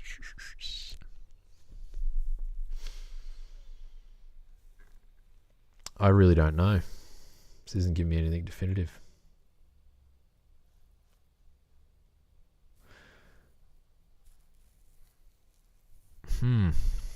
Anyway, there's some photos with this sort of getup, so we're just going to believe that it's got a double wishbone coilover suspension setup, because this doesn't really give us much. And I don't. Is that a torsion bar? That is a torsion bar. God damn it! Suspension, far out. Okay, so if nothing else, people convert them. I'm going to guess, but that's the 2006 one, so maybe that's just the later model ones. So, okay, for anyone who's confused. So you've got this arm here. Can I get this bigger? No, good. Okay, so you've got the arm at the top, which is one wishbone, and that connects to the knuckle, which lives in behind the brake disc. And then you've got the second lower arm, which is down here, and that one connects to the bottom of the knuckle as well. So they're your two suspension arms. Then you've got steering, tie rods and rack ends and everything. You've got your drive shaft coming through the middle, turning the wheel. And then you've got your sway bar here, controlling a lot of it. Now, the shock will go straight up and down like that, but the spring is actually this rod. So it mounts directly into the middle of the pivot point of this suspension arm. So as the arm cycles, it will rotate this rod, and because one end's fixed and this end can rotate, it will want to resist it. So it's basically just a spring, but in a straight line instead of in a coil. So it's a really genius idea, and it's really comfortable and yada yada, and you can actually raise and lower them by adjusting something at this end, which is kind of cool. So it might actually make our jobs easier, but it gives you limited adjustability when you want to change stuff. So You know what? Let's not look at it as a negative. If it does have a, God, my brain. If it does have a torsion bar front suspension, then we get a free lift kit out of it. So I'm going with that. Build plan, suspension. Okay, so we go new shocks, and then free lift in front, and rear is depending on the weight we get into it, it'll have, you know, drawers, fridge, camp gear, barbecue. Maybe we put new springs. Yeah, sure, why not? Maybe airbags as well, but it'll be some other time. Okay, cooling. All right, so from memory, these things are actually pretty good. And as we saw, let's have a look at the engine bays. So NL Pajero engine bay. None of these look like they're supposed to. That one is 99. Okay, so that's not too bad. So they had decent radiators. They were just a decent truck, honestly. The only thing that ever went wrong with our Pajero was I wore second gear out and I snapped the gear stick off, strangely enough. That was quite strange. I was just like reversing out of a car park and just snapped off clean. So that was weird. But as far as I can remember, everything else on them worked pretty well. So I'm going to go out on a limb here and say that the radiators are up to snuff. This one looks like an automatic. Yeah, there you go, automatic, 7 seats. So I'm just going to say the radiator was sufficient. Obviously, if you go throwing bull bars and stuff up in front of them, it's going to make it less efficient. And I'm sure that we would be able to find some new radiator action that might be fancy. Alloy core, what's that one? The parts, man. Yeah, all alloy radiator. There you go. So there's an upgrade radiator if you really want. It's $300, $250, whatever. So cheap. NL. Yep, 9700. Perfect. Okay, so they're cheap. They're out there. If we need one, we can change it, but I don't think we will bother. So just leave stock. It's just not necessary. Wheels. Okay, so NL wheels. What are your favorite Pajero wheels? Mine are these ones. I know, right? Super controversial. I just really like them, and I think they look really good on this particular body style. I've seen them on a 4Runner, and they look sick. I don't know why, but I just like them. So, as per usual, I will stick with my stock wheels gang life because everything I own has stock wheels. Let's check out Instagram again, and I'll show you all my sweet stock wheels that I really like. Go into my posts.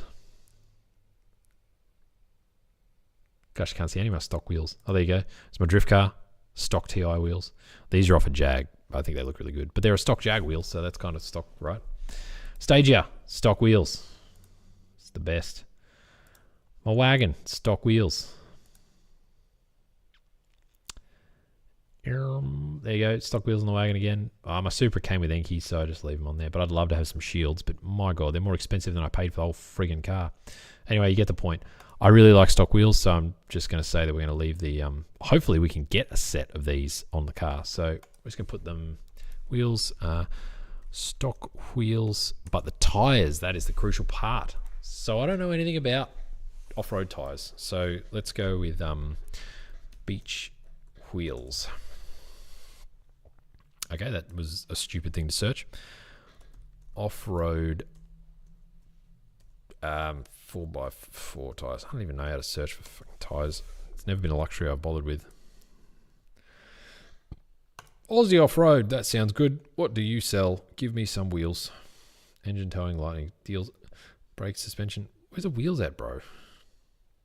Ah, that's a wheel carrier. I want, excuse me, actual wheels, please. Help my silly brain figure this out. All right, looks like we're going to have to figure out how wheels work real quick. Okay, so I know Mickey Thompson tyres. There we go. Maybe that's what I'm doing wrong. I need to type tyres. Oh yeah, just going to a tyre shop. What's wrong with me? Mickey Thompson, let's see what you got, Hoss. The legend. You know what? Let's best tyre for sand. Hitting the beach, choosing the right tyres. All right, I don't trust anything Motorama says, but even though I think I know that exact car, I think my friend drives it. Anyway, choosing the right tyres for the job. Mud terrain, all terrain, highway, How to get the most out of my tyre on sand? Yeah, tyre pressure, don't care. Maintaining speed, avoiding sharp turns. All right, well, boring. Just tell me which tyre to buy. AT or mud T for sand, which is best? Top tyres for driving on beach. Most important four-wheel drive tool on the beach. Arguably the humble tyre gauge. The best types of sand are the bog standard highway terrain or all-terrain tyres. First widespread today sports utility. All-terrain, touch more aggressive and adventurous treads. Okay, cool. So let's just start looking up some tyre brands, I guess. I'm not really sure what else to do. So let's go back to Mickey Thompson because they sound cool. Mickey Thompson, you're American. That's no fun. Ooh, now we need to find out Pajero tyre size. Oh, that told me right there. 265, 60, 18. Wow, 18s. Cool. 265, 60, 18. So if anyone's curious, not that anyone watching this far doesn't know, but anyway, the width of a tyre is measured in millimeters, so 265 millimeters wide at the tread patch. Where are we? At the tread patch. Then the profile is a percentage of the width, which gives you the sidewall height. So it's 265 millimeters, and then if we bust out a calculator, you go 265 multiplied by 0.6, 159. So the tread width is 265, and then the sidewall height is 159 millimeters, and then the rim itself is the diameter across the outside of the rim, but on the bead of the rim, it's 18 inches. So that's our tyre size. Now you can vary the 265 and the 60 a little bit, but for now we'll just stick with that. Oh, look at that. Baja Legend EXP, all-terrain. Baja Boss 80. Ooh. I mean, they look pretty cool. So on-road 60%, off-road 40%. Okay, so this is probably a pretty good thing that will teach us some stuff. So like we just read, the highway tyres are probably best for sand, and we don't want to have like 100% off-road tyre because that doesn't work for us. We want to sort of be a bit on-road, bit off-road, whatever.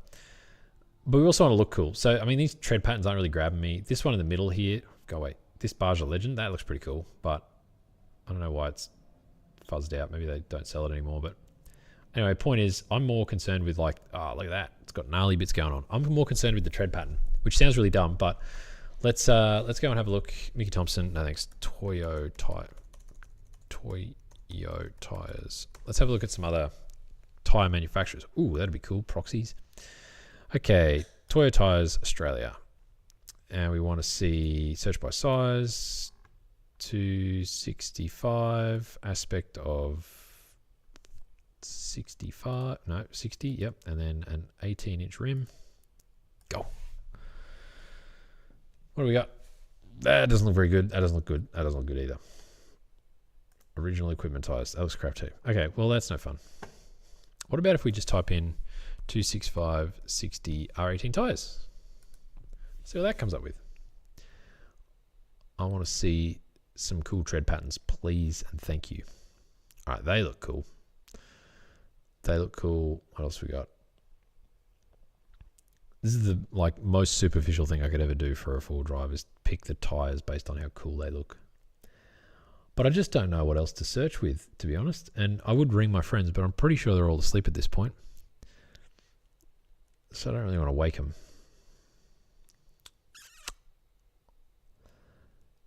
How funny we've made it back to the Baja Boss. All right, let's just put that one on. That'll do.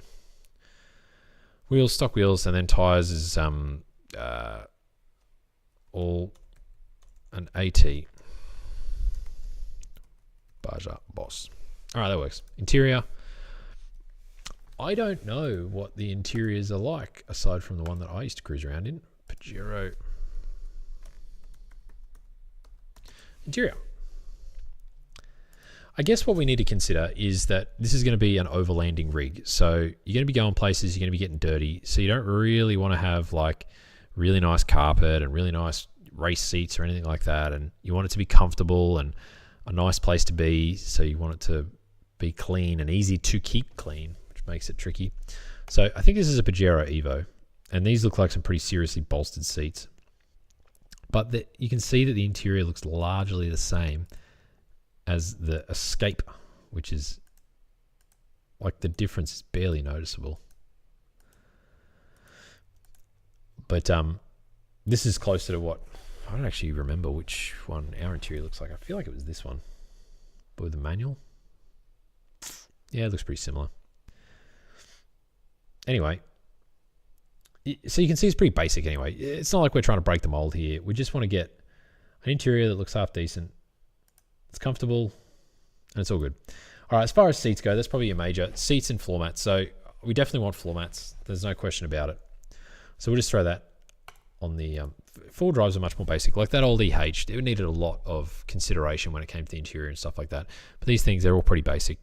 That being said, there's a lot more to the interior than just the front seats. So head unit, floor mats, seat covers maybe. That's about it. Radio, no, speakers. But this is where it gets tricky. So we're going overlanding in our Pajero, and while we're looking at this photo of the interior, it looks really nice. We're only looking at the front half of the car. So what's going on in the back? So if we go NL Pajero boot setup, maybe, I don't know what to type for this. Yeah, there we go. Look at this stuff. So you got the front seats, great. You got the back seats, somewhat useful. You got these rear seats. I mean, at least you're popping out kids because you don't own a TV. They're probably not going to be helpful to you. So you probably rip them out.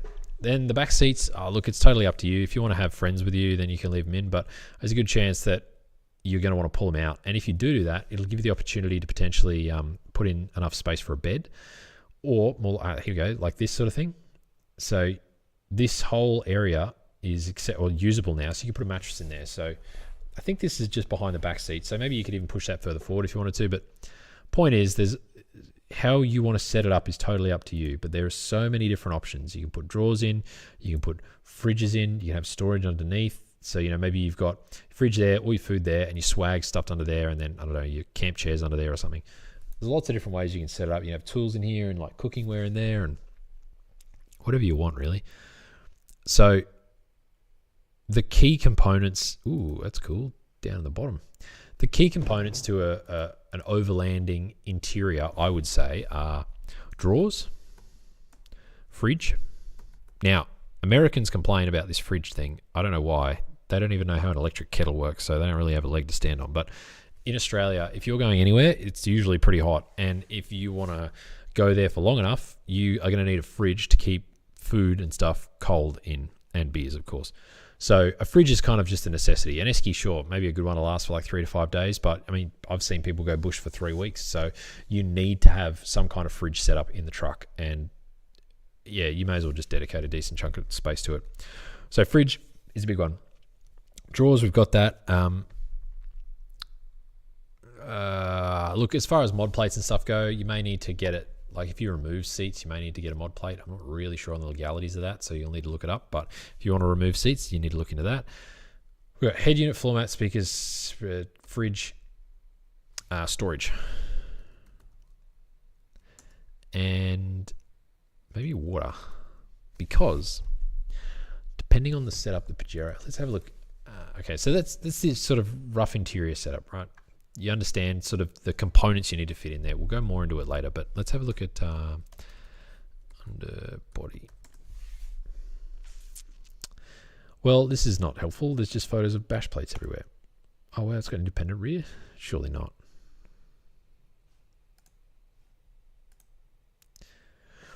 Bear with me. Oh, because they're advertising Browns Davis, you jerks. I don't want to see you. That's what I want. Okay, so look, there's the, oh yes, torsion bars. We were correct. Free lift kit for us. All right, so there's the rear diff. There's a fuel tank somewhere in here, and I can't see it. I'm going to assume it's behind the diff. Don't know if that really makes sense. Sick of seeing these bash plates. My God. Anyway, point is, sometimes, but not always, that looks like a fuel tank. You can squeeze in a long-range fuel tank. Water storage. And you may be able to make that double up as water storage. However, it looks like some people have got some pretty clever solutions here. Vertical tank. There you go. Footwell water. That's smart. So basically, if you go on bush, you need water. You don't want to have water on the roof because it's heavy and it helps you roll over. But footwell, that sounds genius. Now, I don't know which cars this is going to fit or not fit, but and I don't know that you can modify it to fit your car if it doesn't. But what I'm saying is, if you can manage to get water somewhere useful, so in this instance, it looks like it goes over the transmission tunnel, but behind the driver and passenger seat. So get it as low as you can, either under the car or inside the car and down. A lot of utes have it as like the headboard. They make it hollow and fill it with water. Lots of different options, but this is a pretty clever option. So because we're going pretty wild, we need water storage. And the rest of the interior is sort of up to you. I'm not going to spoon feed you the build with things like gauges or whatever.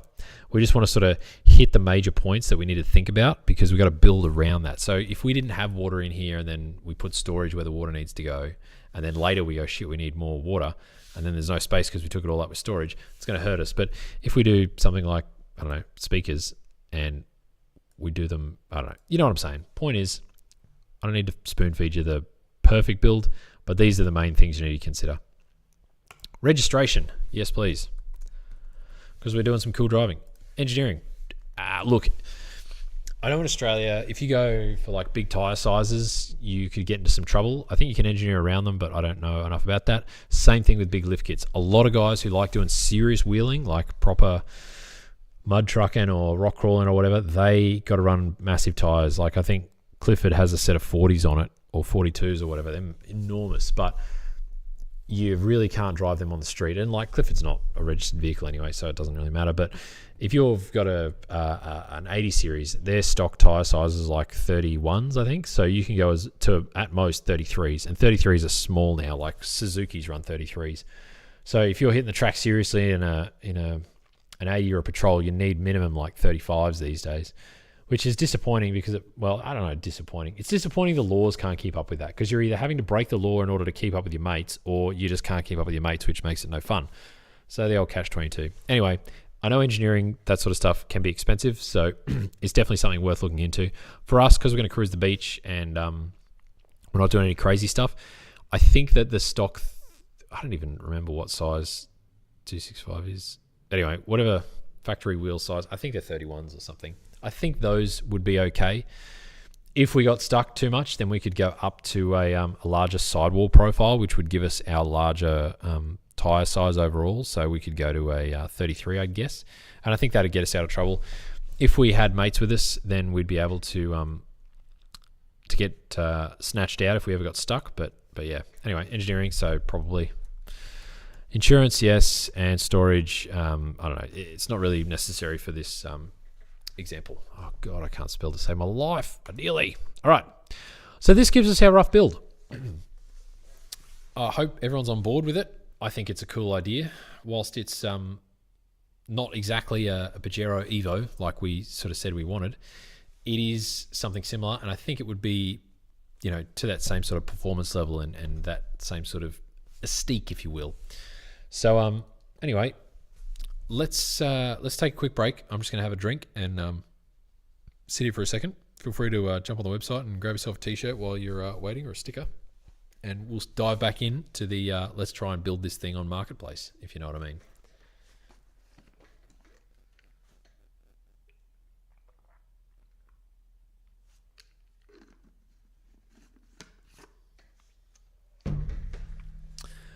All right, this is the briefest intermission ever. Okay, so what are we doing? We're buying a Pajero. Let's do it. Let's find a Pajero to buy. I like getting excited for this sort of stuff. Who's talking to me? Events are cancelled. No cars and coffee for me. All right, let's get more specific. We now know it's an NL Pajero. God, what is going on? I need to like refresh this. Does anyone else have this trouble with Marketplace? It drives me nuts. I really wish I knew why it did this so I could fix it. NL Pajero. Okay, cool. There's our $800 friend.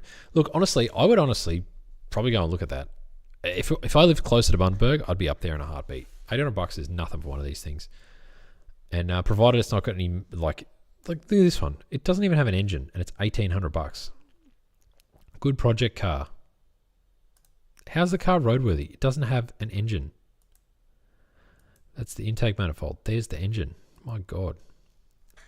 All right, so actually this is a pretty good example. So this is a single overhead cam engine. It's kind of hard to see, and like all of this looks like an absolute freaking nightmare. It all looks like coolant as well. Thankfully, this is all like solid aluminium as opposed to plastic like some Volkswagens have. But you can see how that would be a nightmare. And then this is the intake manifold I was talking about. You see the spark plugs here? So it's like trying to get to those ones. It's just a nightmare. You got to take all this off. It's a huge amount of work. Same with the timing belts and stuff. It can be huge effort and work if you want, but look, you got to put in the time somewhere. Oh, look at that. He's actually pulled it out and taken that stuff off, hopefully to fix it, and then put it back in. But I doubt it. Anyway, looks like a bit of a lemon. So much more expensive than this $800 one. That extra $1,000 could be put into the timing belt on this one to get it working if that's what's wrong. But I don't know. Let's keep looking. Ooh, flat black. If that was your style, this is pretty cool. Read the post before you message. Long range fuel tank. Hey, there you go. Timing belt done not long ago, as well as water pump. Couple of doors don't open from the outside. A little bit smoky. If sitting, no rego. Okay, so if it's been sitting and then you start it and it smokes, that means that your valve stem seals are typically worn out. Now, mechanical problems like this are good to know how to diagnose from a distance, because we can tell pretty quickly that it's probably part of the reason. Like, this thing's obviously done a lot of Ks, and 340,000. The paint's died on it. Someone's clearly put sunnies on it, and roof rack and a bull bar. So it's coming with some decent accessories. There's probably something I forgot to mention, was we needed to do an exterior section. So maybe we'll go back to this and just update it as we go. So instead of this, we're just going to put exterior. I reckon exterior, we're going to have awning, shower, toilet, because why not, right? Bull bar, winch, spare.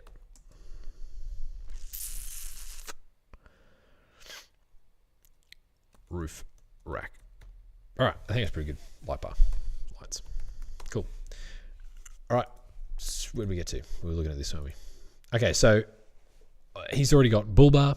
He's got a roof rack. He's got dual awnings. Sick. He's got some sunnies, so some decent off-road wheels, but we don't really like them, but I'd be happy to live with them for a while. He's got the on-road tires. They look maybe like they've got a little bit of life left in them, so that's good.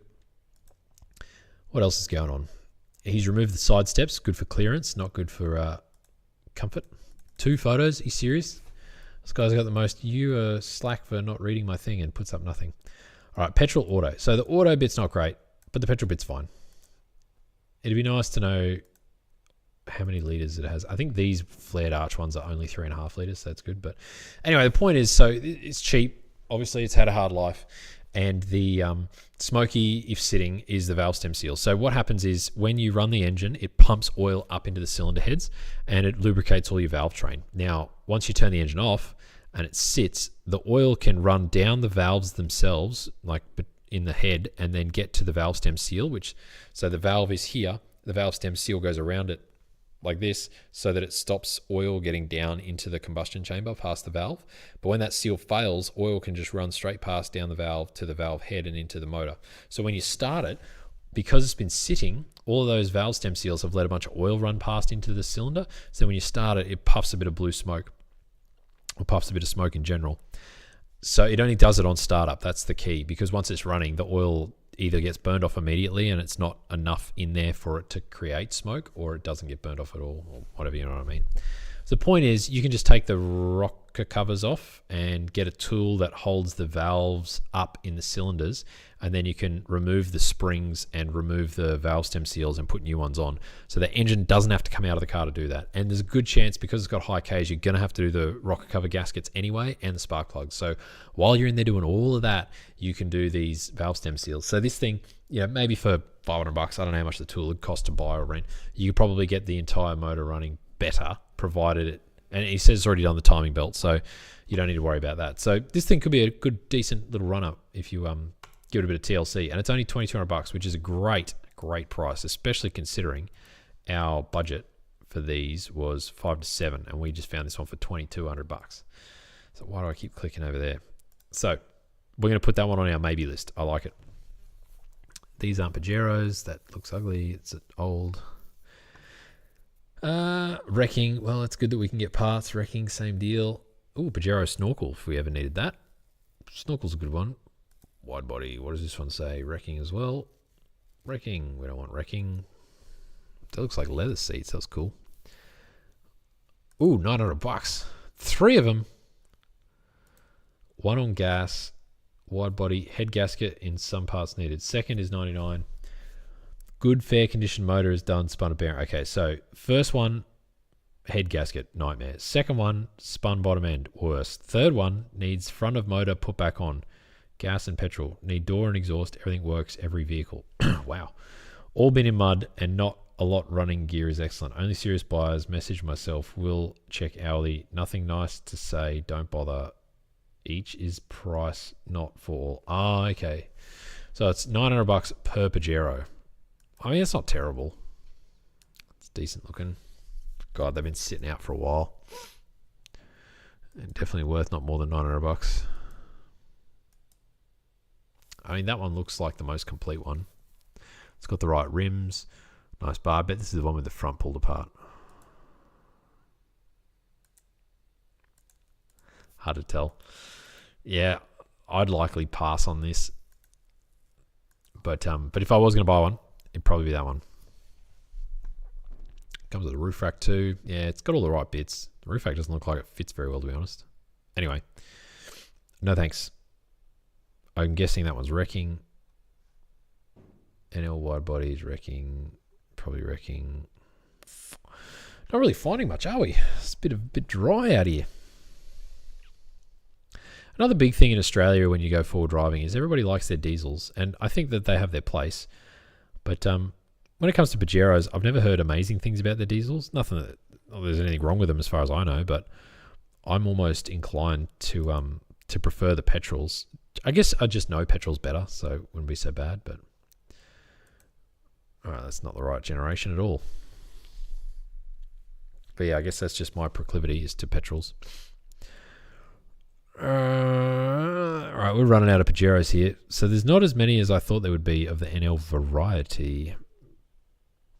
There's wrecking. Have we already seen that one? I feel like we have. Bull bar. Well, you can get one for $395. That ain't too bad. There's a convertible. So cool. All right, I feel like the black one is probably our best bet. And whilst I don't like the black, I actually prefer the blue. I'm more than happy to go with the black because it's so cheap, and I think it would be a good buy. To be honest, if it wasn't blue, I'd probably consider buying it. But sorry, if it wasn't black, I'd consider buying it. Right rear door, far out. Yeah, okay, there's like Buckley's and none here. That's disappointing. And look, you could change your search radius and search into other states and stuff. I mean, I've just got it set to Brisbane, but within 402 kilometres. So, I mean, it's looking in New South Wales and like all the way up to Bundaberg and Gympie and everything. So, yeah. All right, let's go with the black one. Where is it? There. Give me that one, please. Hello. All right, doesn't want to work. Okay, get rid of that. Give me this. Okay, so. All right, the styling of it, the colour, it's not really a 90s thing, is it? It's not really any of those things, so it's probably not great. But we've got a Pajero, and it was... Let's just get in here, put a final price. $2,200. Steel. And what engine does it have? Oh, this one's got no pictures, doesn't it? Won't even open. Come on. It's done it again, hasn't it? Facebook's ground to a halt. Oh, and now it loads. All right, yeah, so this one doesn't have any real photos. All right, so it's automatic, which kind of sucks. I would prefer to manual in this instance, but whatever. And yep. Okay, I think it will have a single overhead cam, 3.5 litre. Could be worse, but that's fine. All right, stock trans, no clutch. So we ended up with auto, not ideal. But that's okay. Maybe it's good for, maybe it drives really nice. I have no idea. I've never driven an auto Pajero before. That's boobs. We don't want to see them. All right. Comes the bull bar roll cage. Okay, so let's go back into this, and not ideal. Okay, we need to figure out our diff, but we can tick off. It's got the dual awnings, doesn't it? So we'll put a cross for that. Shower, toilet, bull bar. We put a cross for that. Winch, spare, roof rack. I think we put a cross for that. Lights. What lights did it have? It's got some spotties. All right, that's good. And we could probably throw a light bar up there if we're really keen, but we're not. So we're just going to put a cross for that. Okay. So not only is it a cheap car, let's say it needs $1,000 of work. So plus maybe let's be 1,500 of work. Worst case scenario, you get stuck and you have to pay a workshop to do it. They're probably going to charge a bit more, but 1,500 I think is fair. So we didn't get the engine that we wanted because I think these ones only come in single overhead cams. Ideally we get dual overhead cam, but it seems like that's probably a bit of a rarer thing. So maybe you could aim to build it up like that in the future. Same thing with this. It's an auto, not a manual. I don't think that's the end of the world. It would hurt economy and drivability. It might make it a bit unpleasant to drive. I don't think it's the worst thing. Cruising, you know, like my Stagea is auto and I don't want to swap it to manual. A lot of people do convert their Stageas to manual, aside from the fact that it costs more than 5 times what I paid for my whole Stagea to convert them to manual. I think that it's not, yeah, if you want to get a manual Stagea, buy a 260 RS. Like, I don't see the point in putting a manual behind the 25. I would rather just cruise the highway with it. But anyway, the diff. Okay. Either upgraded standard or e-locker. Okay, so we need to figure out, we don't want to see this anymore. So NL Pajero rear diff. What is it? What the heck is it? Owner's manual says it's an auto diff. The manual's for, okay. Sticker on the diff is gone. Okay, so people are just trying to figure out what it is. Suitable diff, find your VIN number.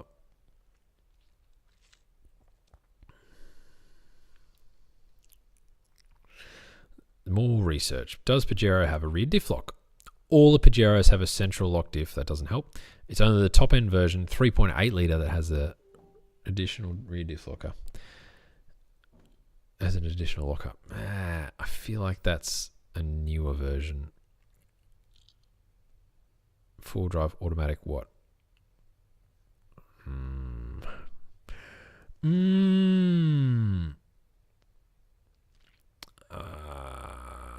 Gosh.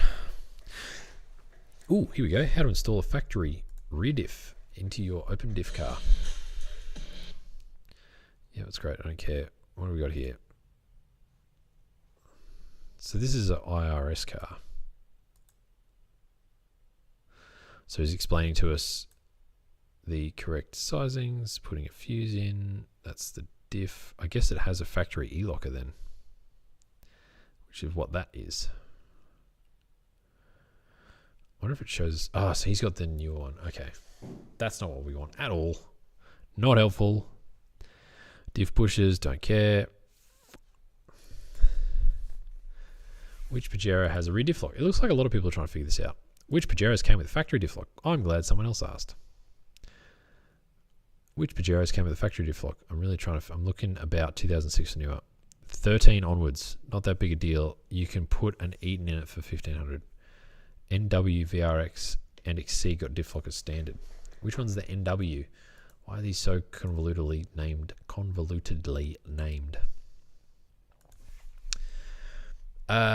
Pajero wiki.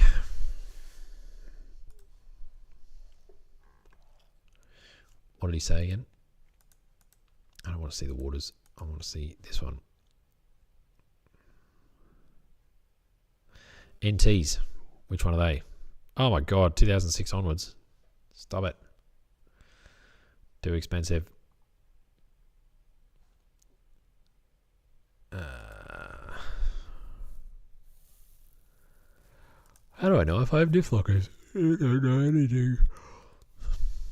All Pajeros have a central diff lock. Only the top end. Stop with this.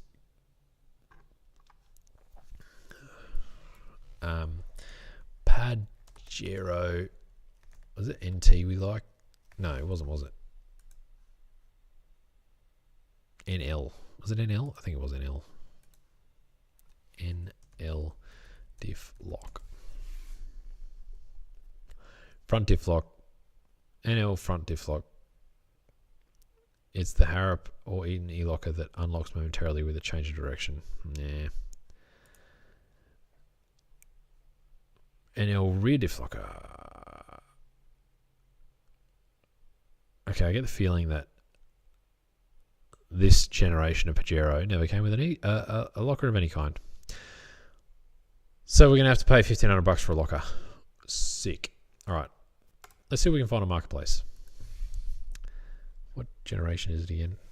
Who's sending me boxes?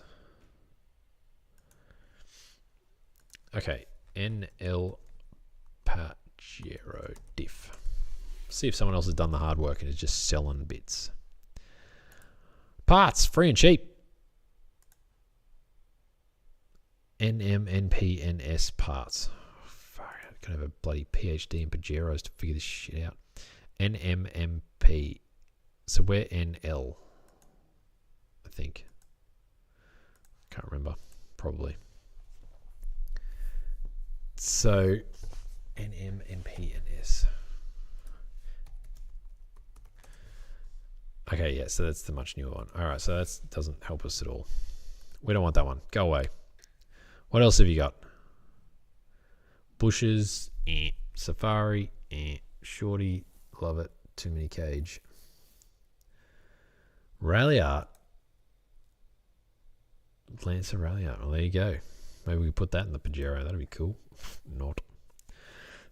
91 Pajero. LST disc brakes. Brought to you, Centre. Doesn't suit my car. Pick up Ipswich. It's so close to Brisbane, it's not funny. Okay. That is a good start. $100. Now, does it fit? Does it fit? What year is a 91 for a start? First generation.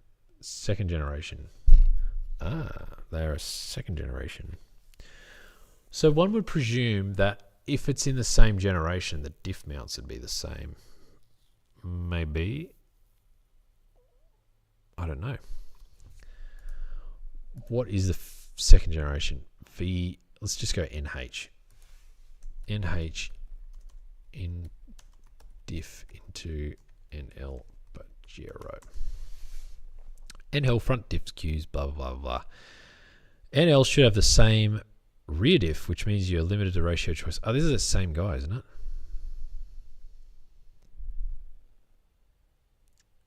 it? NHV6 to compensate for the lack of power, putting 33s. I'm swapping a diff for my friend from a Mark II Pajero, uses for off-road only. Front electric diff locker. That's to buy. I don't want to buy. You know what? For $100, I would almost wager that it is cheaper to just buy this and then figure it out. I don't think it's that difficult of a thing to solve. And for a LSD, that ain't bad. Doesn't suit our car. Yeah, I'm just going to call it. All right, diff, $100. Water steel. Did you see that, guys? You just got to shop around and you never know what you're going to get. All right, diff, $100. So we only want one locker because we're not going too crazy. That'll be enough for the beach. Sick. All right, new shocks. NL Pajero shocks. So already worked out on the front. We've got a torsion bar set up, so we can adjust the height as we please. There's going to be heaps and heaps of parts for these. Ooh, coil springs.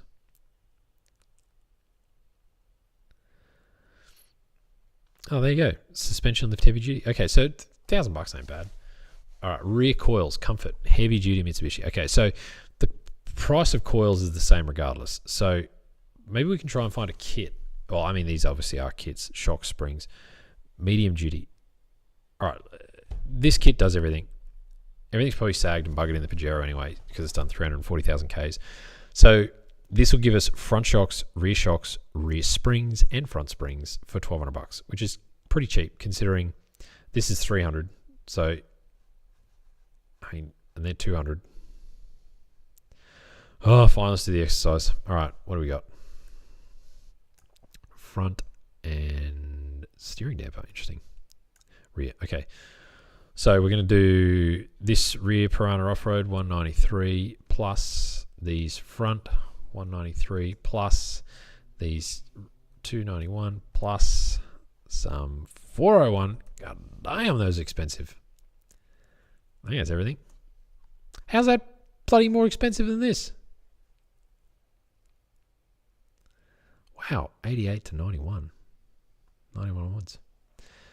Okay, so let's see if we did the maths right. So, pair of... sold each. God, who'd do that? 193 times 2 plus 401. At least they're a pair. See, this is one pair. Plus sold each. God, I can't believe that. 2 in the photo, sold each. Jerks. 193 plus 193 plus springs. One pair, good, 291. Okay, so you are saving money doing it this way. That makes more sense. Let's just put 1220. It's too hard. It's too late. It's 9 o'clock on a Friday. My brain's fried. New shocks, free lift in front, new springs. Okay, so all four dealers, 1220. Cool. Cooling, leave stock, easy done. Stock wheels. Okay, so this one doesn't have stock wheels. So let's see if we can find some Pajero wheels, because I like Pajero wheels. Rims. Give me the rims, bruh. Hey, look promising. What do you got? Nope. Gross. Miss me with that. Nope. This guy's wrecking them. Has he got a price on rims? Wrecking all parts. Cheap. Need car gone ASAP. Well, let's say it's, I don't know, $100 a rim, so $500 for a set of rims. It's probably really expensive for what they're actually worth, but we're gonna overshoot because I don't know how much they're worth. $500. All right, let's go to not that. AT/T Baja boss. Give me the Mickey's, bruh. $500. God dang, it's so expensive. $465. Tire rack. All right, $500 a corner, so we need 5 of them, so that's $2,500. 4 drives are expensive, man. Good lord. You can guess where all the fat's coming out of this build if we need to cut some. All right, head unit. I know you can get these cheap. Let's just go $250. You can get whatever you want. That'll be cheap enough. Floor mats, super cheap auto. Get you a special. Let's have a look. Ooh, no. Let's NL Pajero floor mats. See what fancy action we got here. Ooh, fit my car, $100. I will take those, thank you. Fit my car, $100. Seat covers. Okay, this is totally up to you. My parents used to love running sheepskin seat covers, so I'm just gonna put that in.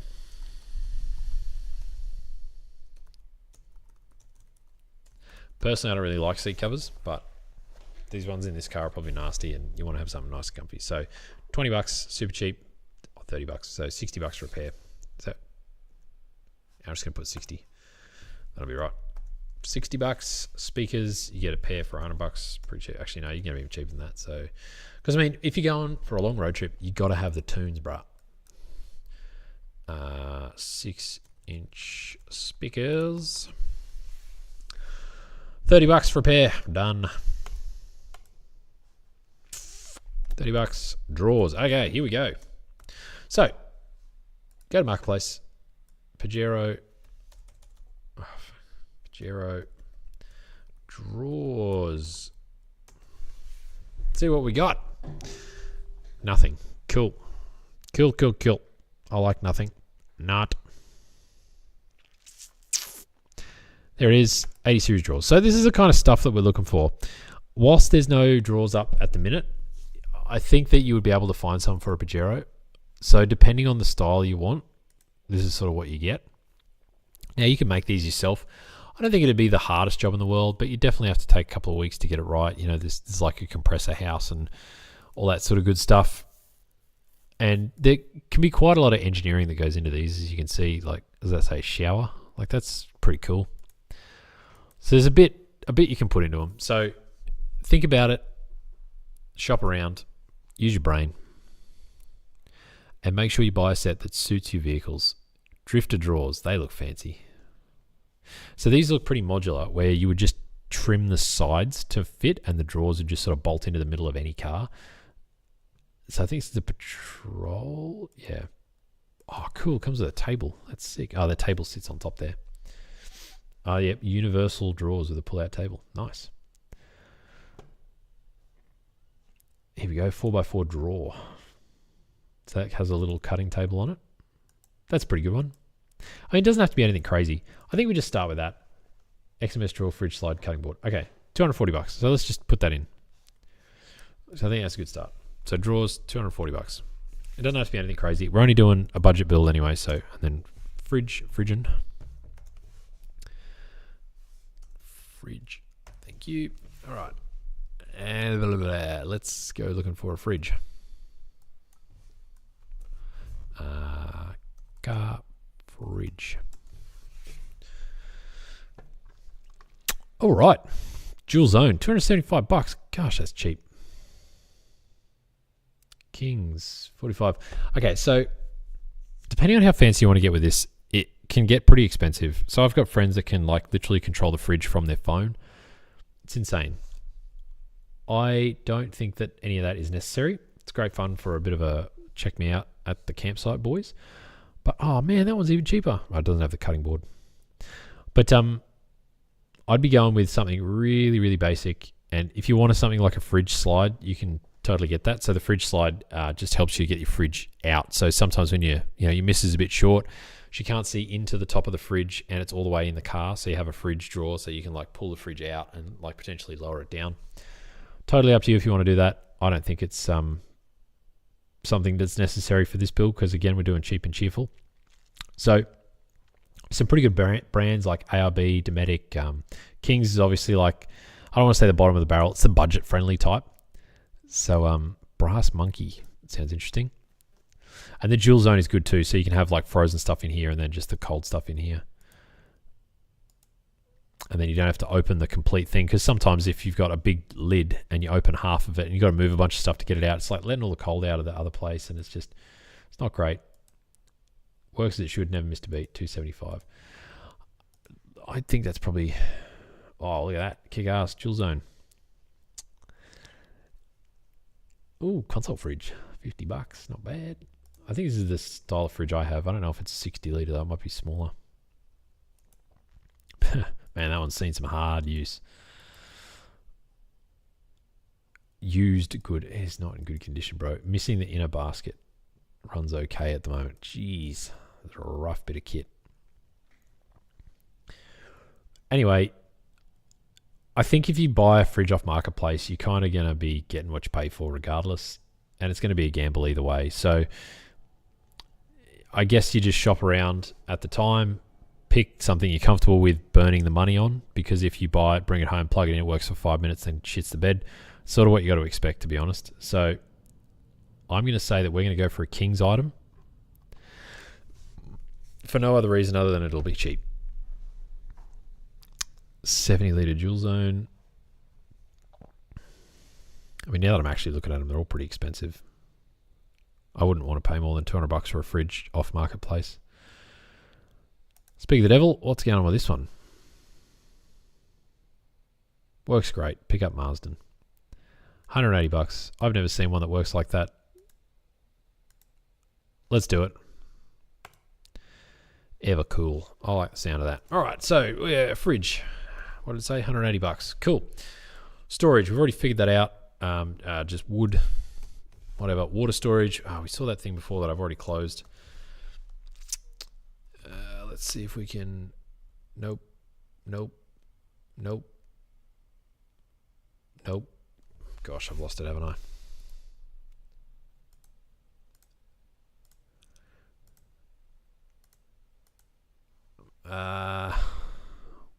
That one.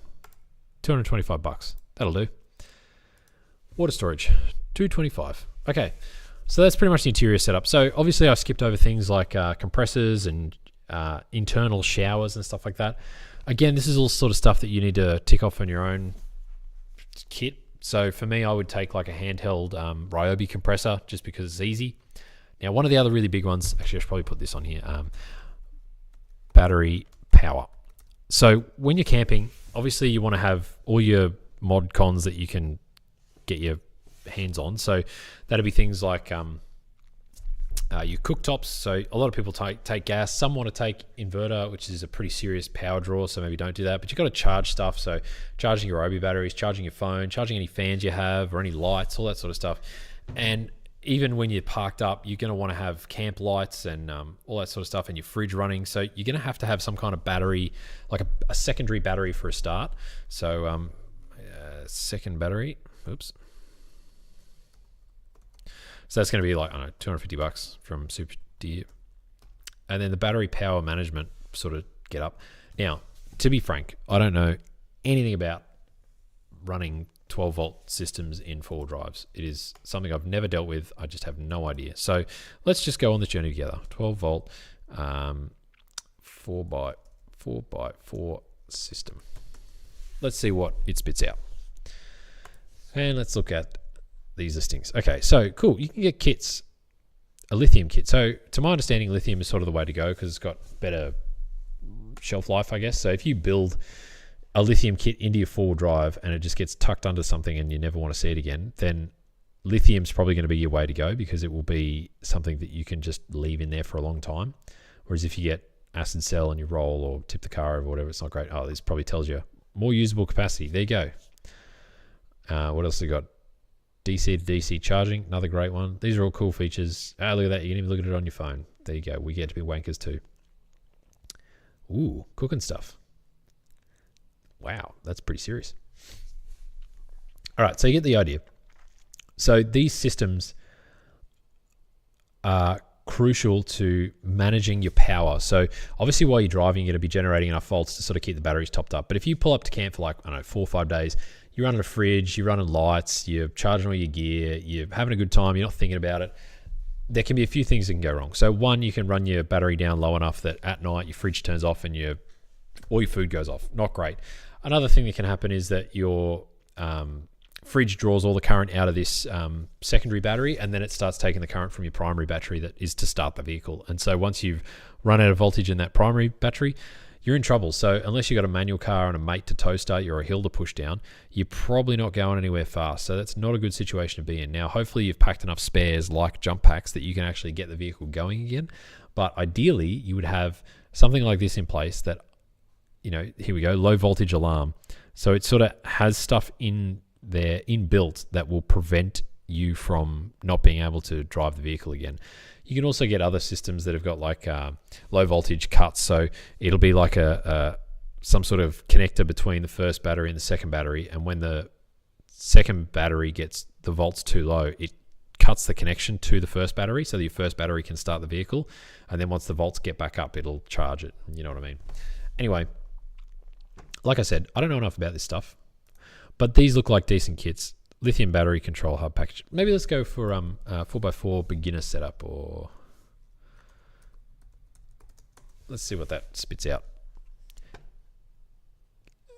Okay, so there's a few little options here. 12-volt setup, $150 budget. Look at that. People have done it. Best 12-volt setup for you.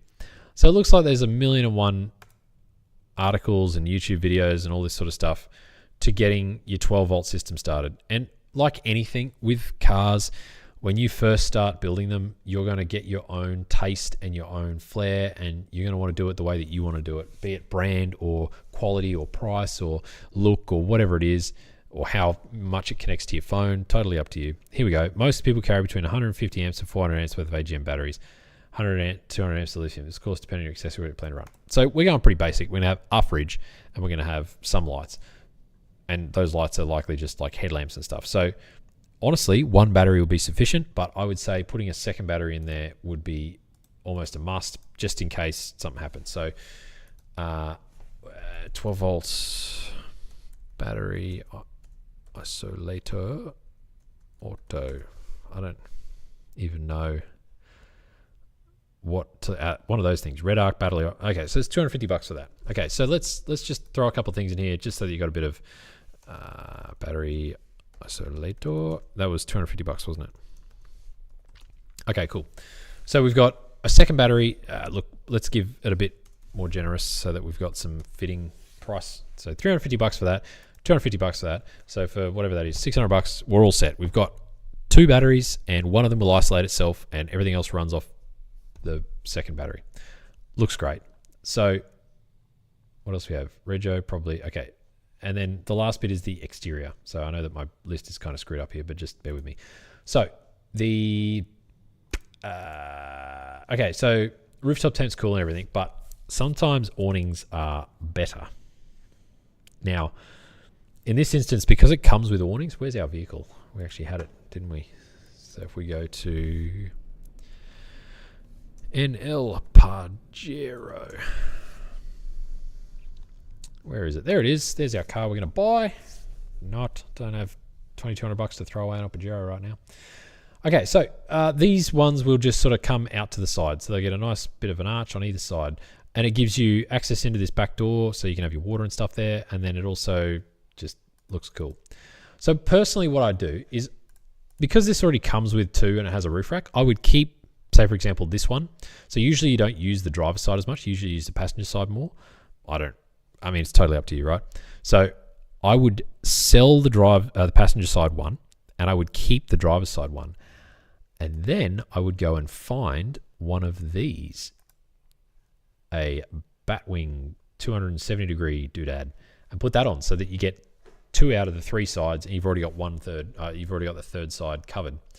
So let's have a look for whatever the hell that thing is. I think it's called a Batwing. 270 awning. Let's see what that comes up. Wow, yeah, there you go. Okay, so it has to be left hand or right hand. I think, okay, these ones will look freestanding awning. I don't really know. 30-second awning, 2.7 meters. Wow. Foxwing. Maybe that's what it is. Oh, there you go. 270 degree awning. Design to fit on the left side of your vehicle, includes ropes, pegs, and bolts. Okay, so I'd just buy this one. $200 so cheap. $300 Kings, whatever you want. We're just going to say $200. So that way you've got awnings that cover the passenger side of the vehicle, the back of the vehicle. So usually you cook out of the back of the vehicle or out of the side of the vehicle, and then the other side that we already have on the vehicle. Where are we? Oh, I clicked out of it, didn't I?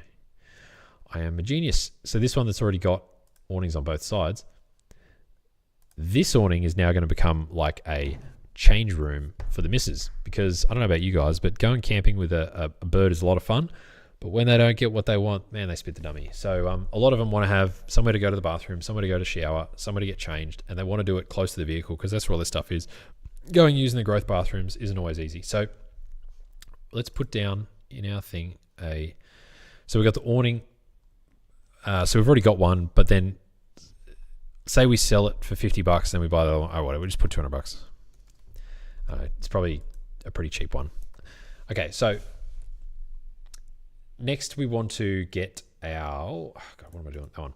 Next, so if we want to have a shower out the side and a toilet or whatever, which you would have enough space with this full size awning. Usually they're like a really small, short one that just covers like the back window sort of area. I don't really know why, but anyway. So this one would cover quite a lot, including the driver's door, which is probably inconvenient, but that's okay. So we would want to get some awning walls. So let's jump onto this and look up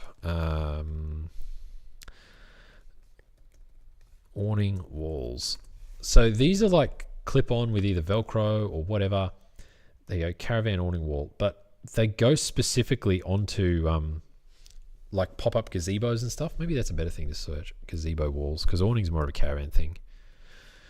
Gazebo walls. Okay, zip wall, 3 meters. There you go. That's a great example. $25, single solid wall. Okay, so we get 3 of them, so it's $75. And we're going to throw this on here as well because it's technically part of the awning. $75. So then we've got 3 walls and the whatever, but you could put a thing there, so it's fine. Now we've got basically a shower area, I guess you'd say. So if we go back to, I'm getting lost. Okay, if we go back to camp shower. Come on, there we go. Camp shower and see what it spits out. Ah, Kick-Ass. That was that same brand that we were looking at for the other thing. So we would just need to, you can get some really fancy kits like we saw, ones that were like plumbed into the big water tank and had pumps and like hot water heaters and all this sort of junk. You don't really need all that. Like this is probably good enough. It's only $35. So never used, comes with charger. Wow. Okay, so maybe this one's electric as well. So I guess this sits in the bottom of a water tank of some kind. And then you just pull on the trigger and it pumps water for $35. That is nothing. I'm actually considering buying this. I can't save it on this one. All right, so there's a shower, $35. So if your missus wants hot water, then guess what? She's gonna have to boil it herself and pour it into our water thing that's on our car. So shower, let's just put $50 just in case. All right, so the toilet. So if you go to somewhere like Fraser Island and you go camping on like the northern tip, there's no facilities up there whatsoever. It's just beach camp done. So you have to take a toilet with you because you are not allowed to just defecate in the forest or whatever, the nature. It's just not great because there's a lot of people up there pooping. So like Fraser Island's probably like 50% poop at this point. But anyway, if we look up camp toilet, I took, they're Kings, $80 camp toilets right there. It's gone. Anyway, that's the one there, camp toilet, $80. Okay, so they're nothing crazy. This is the exact one I got, I'm pretty sure. Never used, perfect. I don't remember how much I paid. It's probably like $100, $150 or something. But a lot of the time it comes with one of these little bags, and the way they work is they got a lid and they got this handle here on the front of this one. So when you slide that handle back, it opens the toilet, and you need to have some chemicals in there that are like composting or whatever. So like these two, AquaRinse and AquaChem or whatever. And you can fill up, there's like little reservoirs that you can fill up and then, like pump, and it'll wash the toilet bowl. And so then when you've done your business and you've used biodegradable toilet paper, you can slide this handle closed and it seals off the action area, and then you close the lid, and it's like a relatively steady portable toilet that you can load back into its little carry bag like this one and load it back in the truck. Now, I'm not going to mount a toilet on the truck. I think that's a little bit yarn, but what we can do is have that in our little gazebo area where the shower is. So when you get to camp and you're going to be there for a few days and the missus wants a shower and a toilet, you can just set up that gazebo with the 3 walls and set her up in there and go, right, here's your shower. Either the water's cold or you get your own hot water, and here's the toilet, and you're all set. You get changed, put down a little floor mat. Mate, she'll think she's in absolute paradise. Actually, we can look. So you've spent a total of $275 for the walls and everything, and then $50 for the shower. And what did we say for this one was like $80, right? You probably get that $30 one if you're really keen. Bam. So that's, I can't maths. My brain is fried. So 200 plus 75 plus 50 plus 80, $400, and you got a happy missus, happy wife, happy life. So you probably get that cheaper too, because we didn't account for selling one of the awnings, and we also went with the expensive toilet, and the shower we over budgeted by $20. So for under $400, you can get literally a camping shower and toilet. How good? And change room. Don't forget change room. All right, bull bar. We've already got a bull bar, so we don't have to worry about that. Winch. All right, I don't think it has a winch. I'm like 90% sure it doesn't have a winch. Let's see if we can find the picture of the car while we're doing that. I'm going to have another quick drink.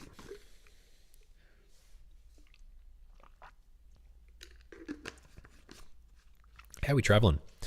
Everybody having a good time? It's only 2.5 hours in. Still got more to go. Come on. Where's the Pajero? There it is. I can't tell. It doesn't look like it. So there's like space for a winch, but there's not one on there. Anyway, let's have a look how much a winch is. Because whilst you don't necessarily need a winch to do this sort of stuff, it is good to have just in case you get stuck somewhere and you just need to yank yourself out. It would be horrendous not having a winch. And they're pretty cheap. Let's just search for winch and see what happens. Cool, $300, $100. All right, so you kind of want, like Runva's a brand that I've heard of, so they must be relatively well known. Warn is another brand I've heard of. Winch, I don't know. There you go, that one's in the box. $225. 12-inch winch, 12-volt winch, brand new. Okay, so I don't know this brand, and I wouldn't trust it as far as I can throw it.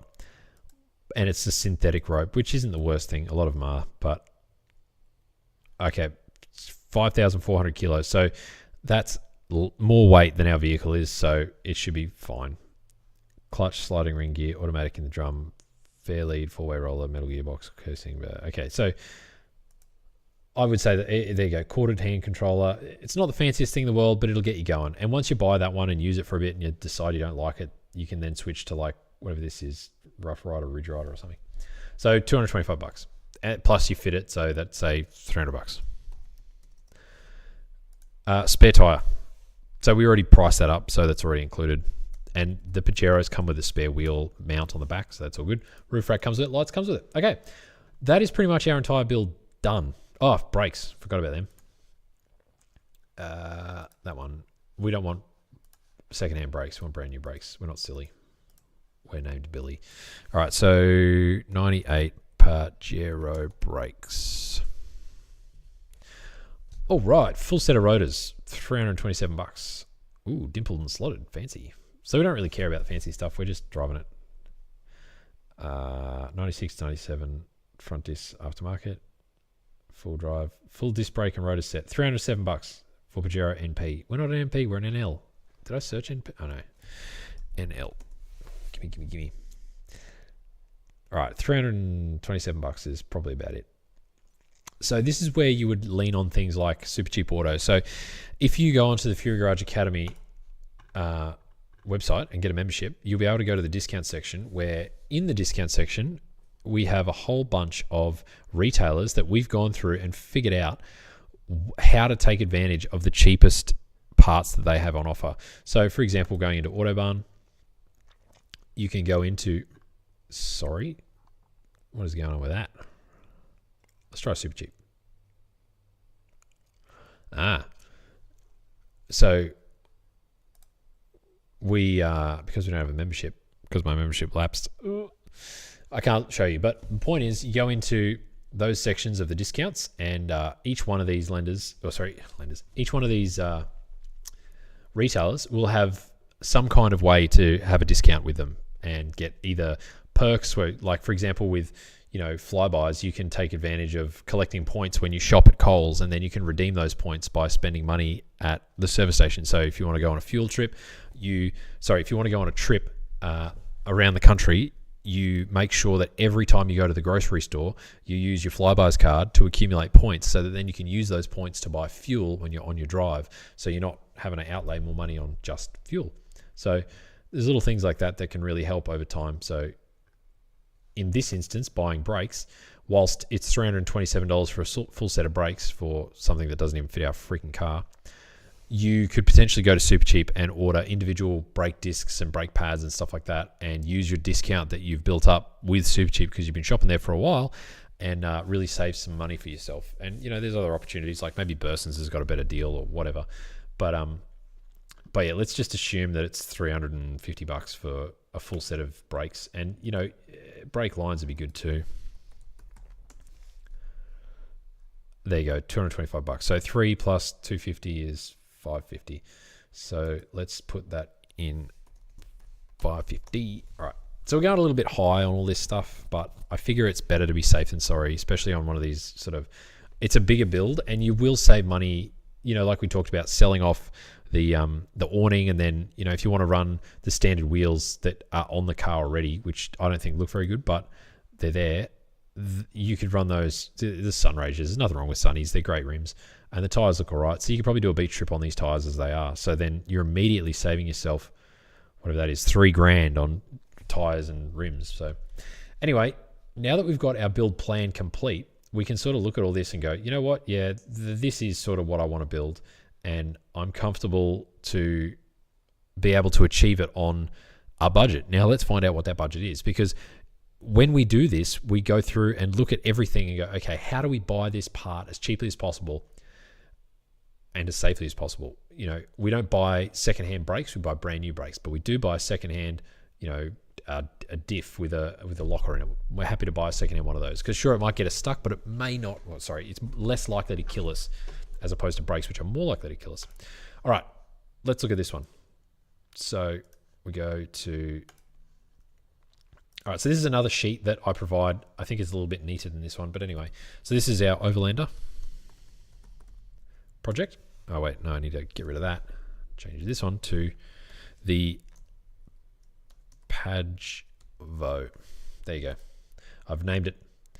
All right. I don't know what's going on here. Category, okay, brakes. Freshen up standard. Part. Discs. Price was 300 and I think it was $300. I don't know. Let's drop this one down. Insert. I feel like this is going to be like awnings and all that garbage. Body, engine, diff, interior. Okay, yep. Part. Awning. Shower. Toilet.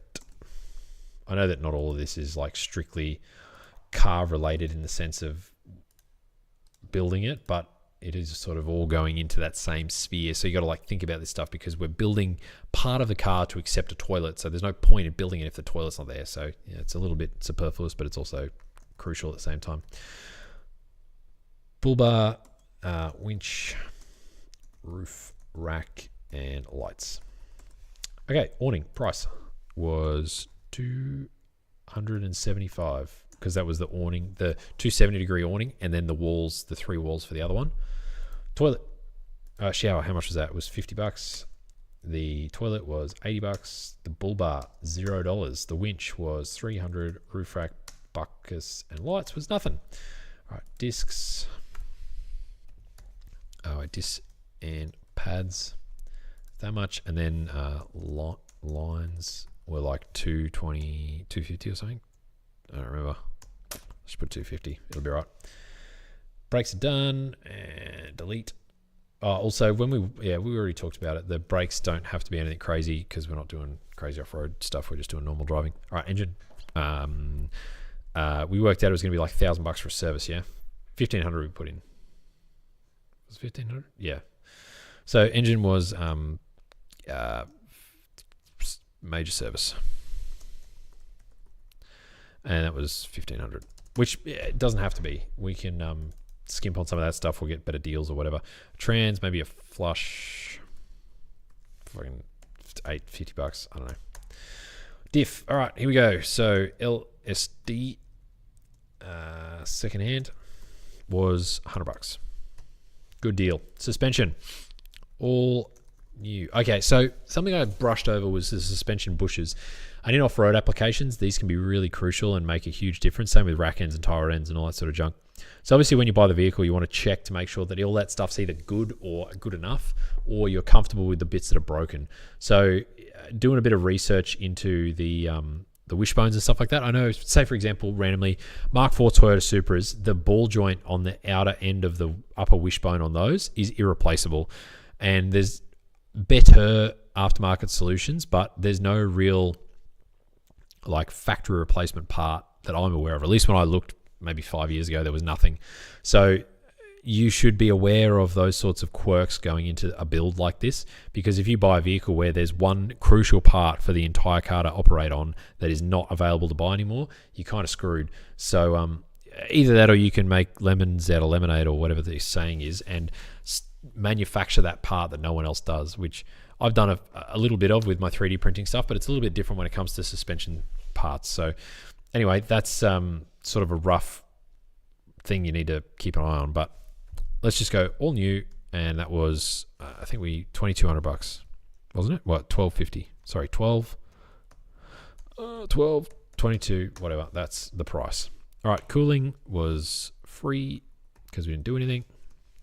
Wheels. All right, so stock wheels. They are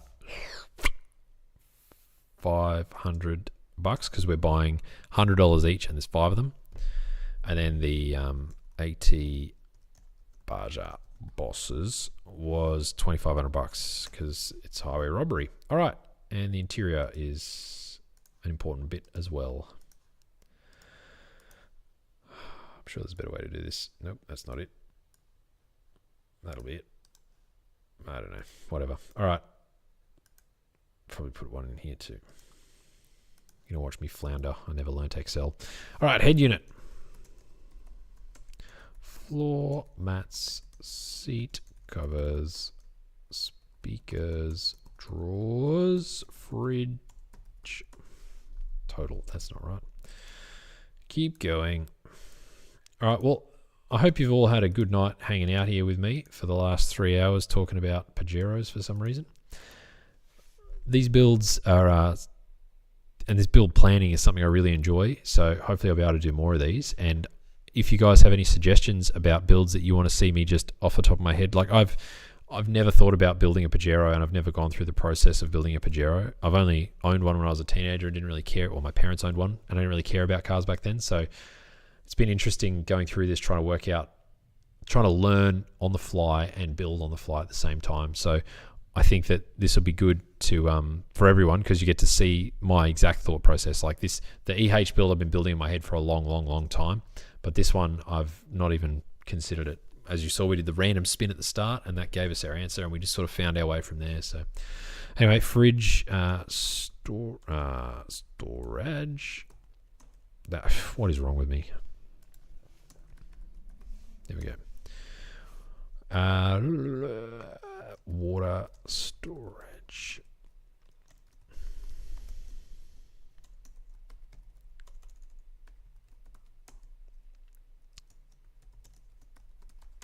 Cool. All right. Head unit. 250, 100, 60, 30, 240, 180, 0, 225, 250, 350. Okay, cool. So this is sort of the point where we go, right. Oh, I forgot to put in the actual purchase price. Smart. Cut this, paste it here. All right. Pajero 3500 was $2,200. So that's unhaggled as well. You got to remember that on a marketplace, pretty much everyone is worth haggling with. As for how much they give you off, that's totally up to your haggling ability and their, keenness. Like as an example, right now, I want to buy a 80 series Land Cruiser, but I want to buy it as cheaply as possible. So the cheapest one I've found is $4,000, and I refuse to pay more than 2.5. So I'm working on them. Over time, I might get there. May not be today, may not be tomorrow, but I will get my 80 series for as cheap as I can, and I think 2.5 is about as cheap as I want to go. I kind of feel sorry for the person I get it from, because that is virtually robbing them, but if they're happy to come to 2.5, then I'm happy to pay 2.5. Anyway, let's go down and look at the total. All right, so equals sum of all of this stuff, please. Yep, that covers it all. 11 grand. Very steep. So let's go through and trim the fat. So this has to stay. So that's cool. I like the idea of the awning. The shower. So that was 35, I think, on the ad. The toilet, we saw one for 30. Let's get that. We've already got the bull bar, the winch. Let's keep it anyway. Roof racks, lights, discs and pads. Yeah. I feel like because it's a pretty serious maintenance item, we should keep it. The major service. Okay, so this one, I feel like if we say shop around, maybe we can get it for $1,000. I could be wrong. Or do all the work yourself and save $500 worth of labor. Flush, forget it. Your auto can just blow up. $100 was a steal. We're getting that. Shocks and everything. Look, it's going to be a crap ride, but you can leave it. Let's just assume because they've cared about it and taken it off road already, they're not too bad. Cooling we can leave. All right, this we can just skip all of that. Head unit, we can definitely get a cheaper one, but it doesn't have to have a TV in it. It's be $100. Floor mats, skip them. Seat covers, skip them. Speakers, $30, good deal. Drawers, I think you do need your drawers. You need your fridge. Your storage is cheap anyway. Your water storage is kind of essential because, I mean, look, you can get jerry cans and stuff, so maybe just $50. Battery isolator, you need it. $350, you need that. All right, let's see what our new total is. Oh, $5,000. So for under $6,000, you can build yourself an off-road race truck. How sick. Now, obviously, the racing aspect is completely hinged on how good you can service it and how decent of a deal it was in the first place. And also the suspension, which we didn't spend any money on. So I think that this is going to be a pretty soft touring rig. And whilst the build guys was Overlander, which I think we've actually kind of nailed, to be honest, because if we're talking about a Pajero Overlander, like this thing, maybe it's got a lift, I don't know, but it's more tires than anything else. Same with this, more tires than anything else. It's got a rooftop tent. Like, sure, we could have gone down that path if we chose to. This one is stock as a rock, which is just lunacy. Pretty much everything is just on these Pajeros. They don't go crazy. And I mean, that could be because they're pretty capable vehicles anyway, but Overland Mitsubishi walk around tour. That's cool. Looks like a YouTube video. That is. There you go. So people are doing this stuff and you can make them pretty cool looking. And I think that for $6,000, like, let's jump onto Marketplace now and see what sort of rig you can get for $6,000. Because I mean, this is, you could jump in this and drive it away tomorrow, but we would make some changes and make it a little nicer. But if we go with like just a patrol, maybe let's look up Overlander. This is just going to give us a bunch of old Holdens, I bet. All right, no, it didn't. Jeep Willys, $16,000. No, thank you. Hardtop camper, too expensive. This is the thing, right? People build Overlanders for themselves. They don't build them to sell. $20,000 for an Amarok. That doesn't seem right. Ultimate 4x4 Overlander camping. There you go. So someone's built one for $20,000. Now this would be much more serious than ours. What is that?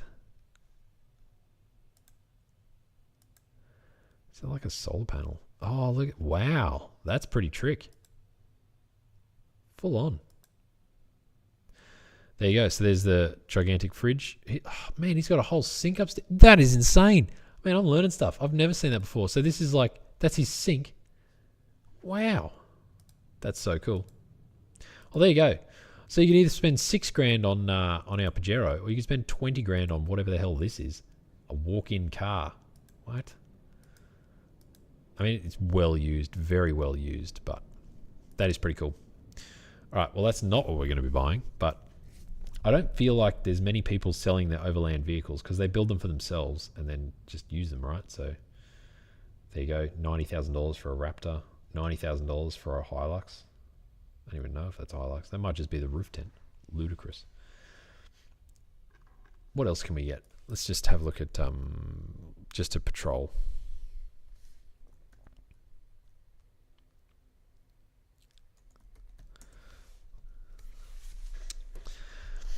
And see if we can find one that's got a decent setup. It's an awning, $2,700. I mean, that would have been a good starting point too if you like patrols more than you like Pajeros, which is totally fair. We didn't really do any Pajero specific mods, I don't think. It was just more considering things like, are the brakes sufficient and what sort of suspension design does it have? $6,000. So what does this get you? TB42 EFI. It's got a lift, 35s, so immediately it's illegal. 4-inch lift is too big, 35s is too big. New awnings, hey, there you go. That's good. If don't tonight needs new master cylinder. What? $500 for part installation, car will have to be towed. Interesting. So this guy's got some pretty serious off-road gear on it. So $6,000 gets you a decent truck. It's not the end of the world, but it doesn't get you a home-built Pajero that probably doesn't run very well. So I guess it's, yeah, different strokes for different folks, but you sort of get the idea, and you can see how we're able to save money in different places. So, you know, even all this awning, shower, toilet stuff, you don't have to run that stuff. I'd still seriously recommend the brakes and the service. Transmission flush is probably worth the $50. Changing your LSD out. If you want to go off-roading, it's definitely something worth doing, because it gives you so much more confidence to go places that you would otherwise not be able to. And the wheels, totally a personal preference. All the stuff on the interior, like your head units, your drawers, all that sort of stuff, there's so many different ways that you can run that. You can either do it all yourself or pay someone else to do all of it, or mix and match on Marketplace like I like to do. It's just a million different ways that you can build these things. And over time, you'll find that your taste will change. And while you did the whole shower setup for your missus, turns out she's a nudist and likes everyone seeing her naked. So you can just bin all that and sell it and make half your money back. So you never know where it's going to take you. But half the fun of this stuff is these crazy builds and getting these ideas. And who knows, like we were talking about putting a barra in a patrol or something from I don't know, someone in the chat was talking about it. I can't even see it here anymore. Up in Rockhampton, there you go. Why can't we put a patrol in a Pajero? There was some in there. It was an $1,800 Pajero that had no motor. Just shove a barra in that. How good would it be? Or hell, $3,000 convertible Maverick. Done by Creative Conversions. Wow, it's actually a proper conversion. So this is a sick truck as well. I would happily drive that, but I'm going to guess it doesn't have an engine. Box of spare parts. There you go. So $3,000 is very cheap, and you could build a pretty serious rig out of this with a little bit of cash. Anyway, I feel like that sort of wraps up our stream today. Hopefully you all got something from it. I know I did. I learned that I now want a short wheelbase Pajero to do some cool overlanding stuff. I actually do look like pretty good trucks, to be honest. I think that they were very underappreciated. The styling of them with those big pumped guards. They could have really done a lot with them to make them like, what is it, NL?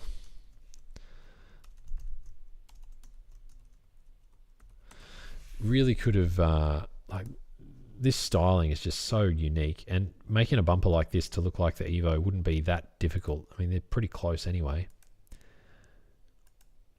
And you could build some pretty awesome looking off-road trucks. So maybe NL Pajero race. And they look good while they're doing it, It's there's a lot of vehicles out there that are overlooked because they're not a patrol, they're not a 1,000 horsepower GTR or whatever it may be, and there's no reason you can't take a humble Pajero like this and turn it into some sort of sick off-road race truck like that with enough time and energy, if that's what you're after. And if you do want to get you a dream Pajero Evo build, maybe you just start with a short wheelbase NL and start modifying it. I've seen people with 3D printers build some pretty sick body kits, and I'm sure you could emulate this if you tried hard enough. Hell, someone's probably already got a scan of this on Thingiverse. You could just download it, scale it up, and off you go. Buy a big enough printer, you can print anything. Anyway, that'll about do it for this stream. It's been a solid 3 hours, and I hope you all got lots out of it. So from here, I aim to do these streams once a month. So what's today? The 5th of April.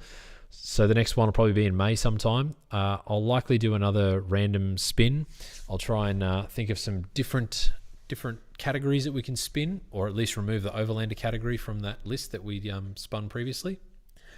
And if anyone has any suggestions, please feel free to leave them in the comments section, or send us a message on Instagram, Facebook, whatever you need to, even via our contact page.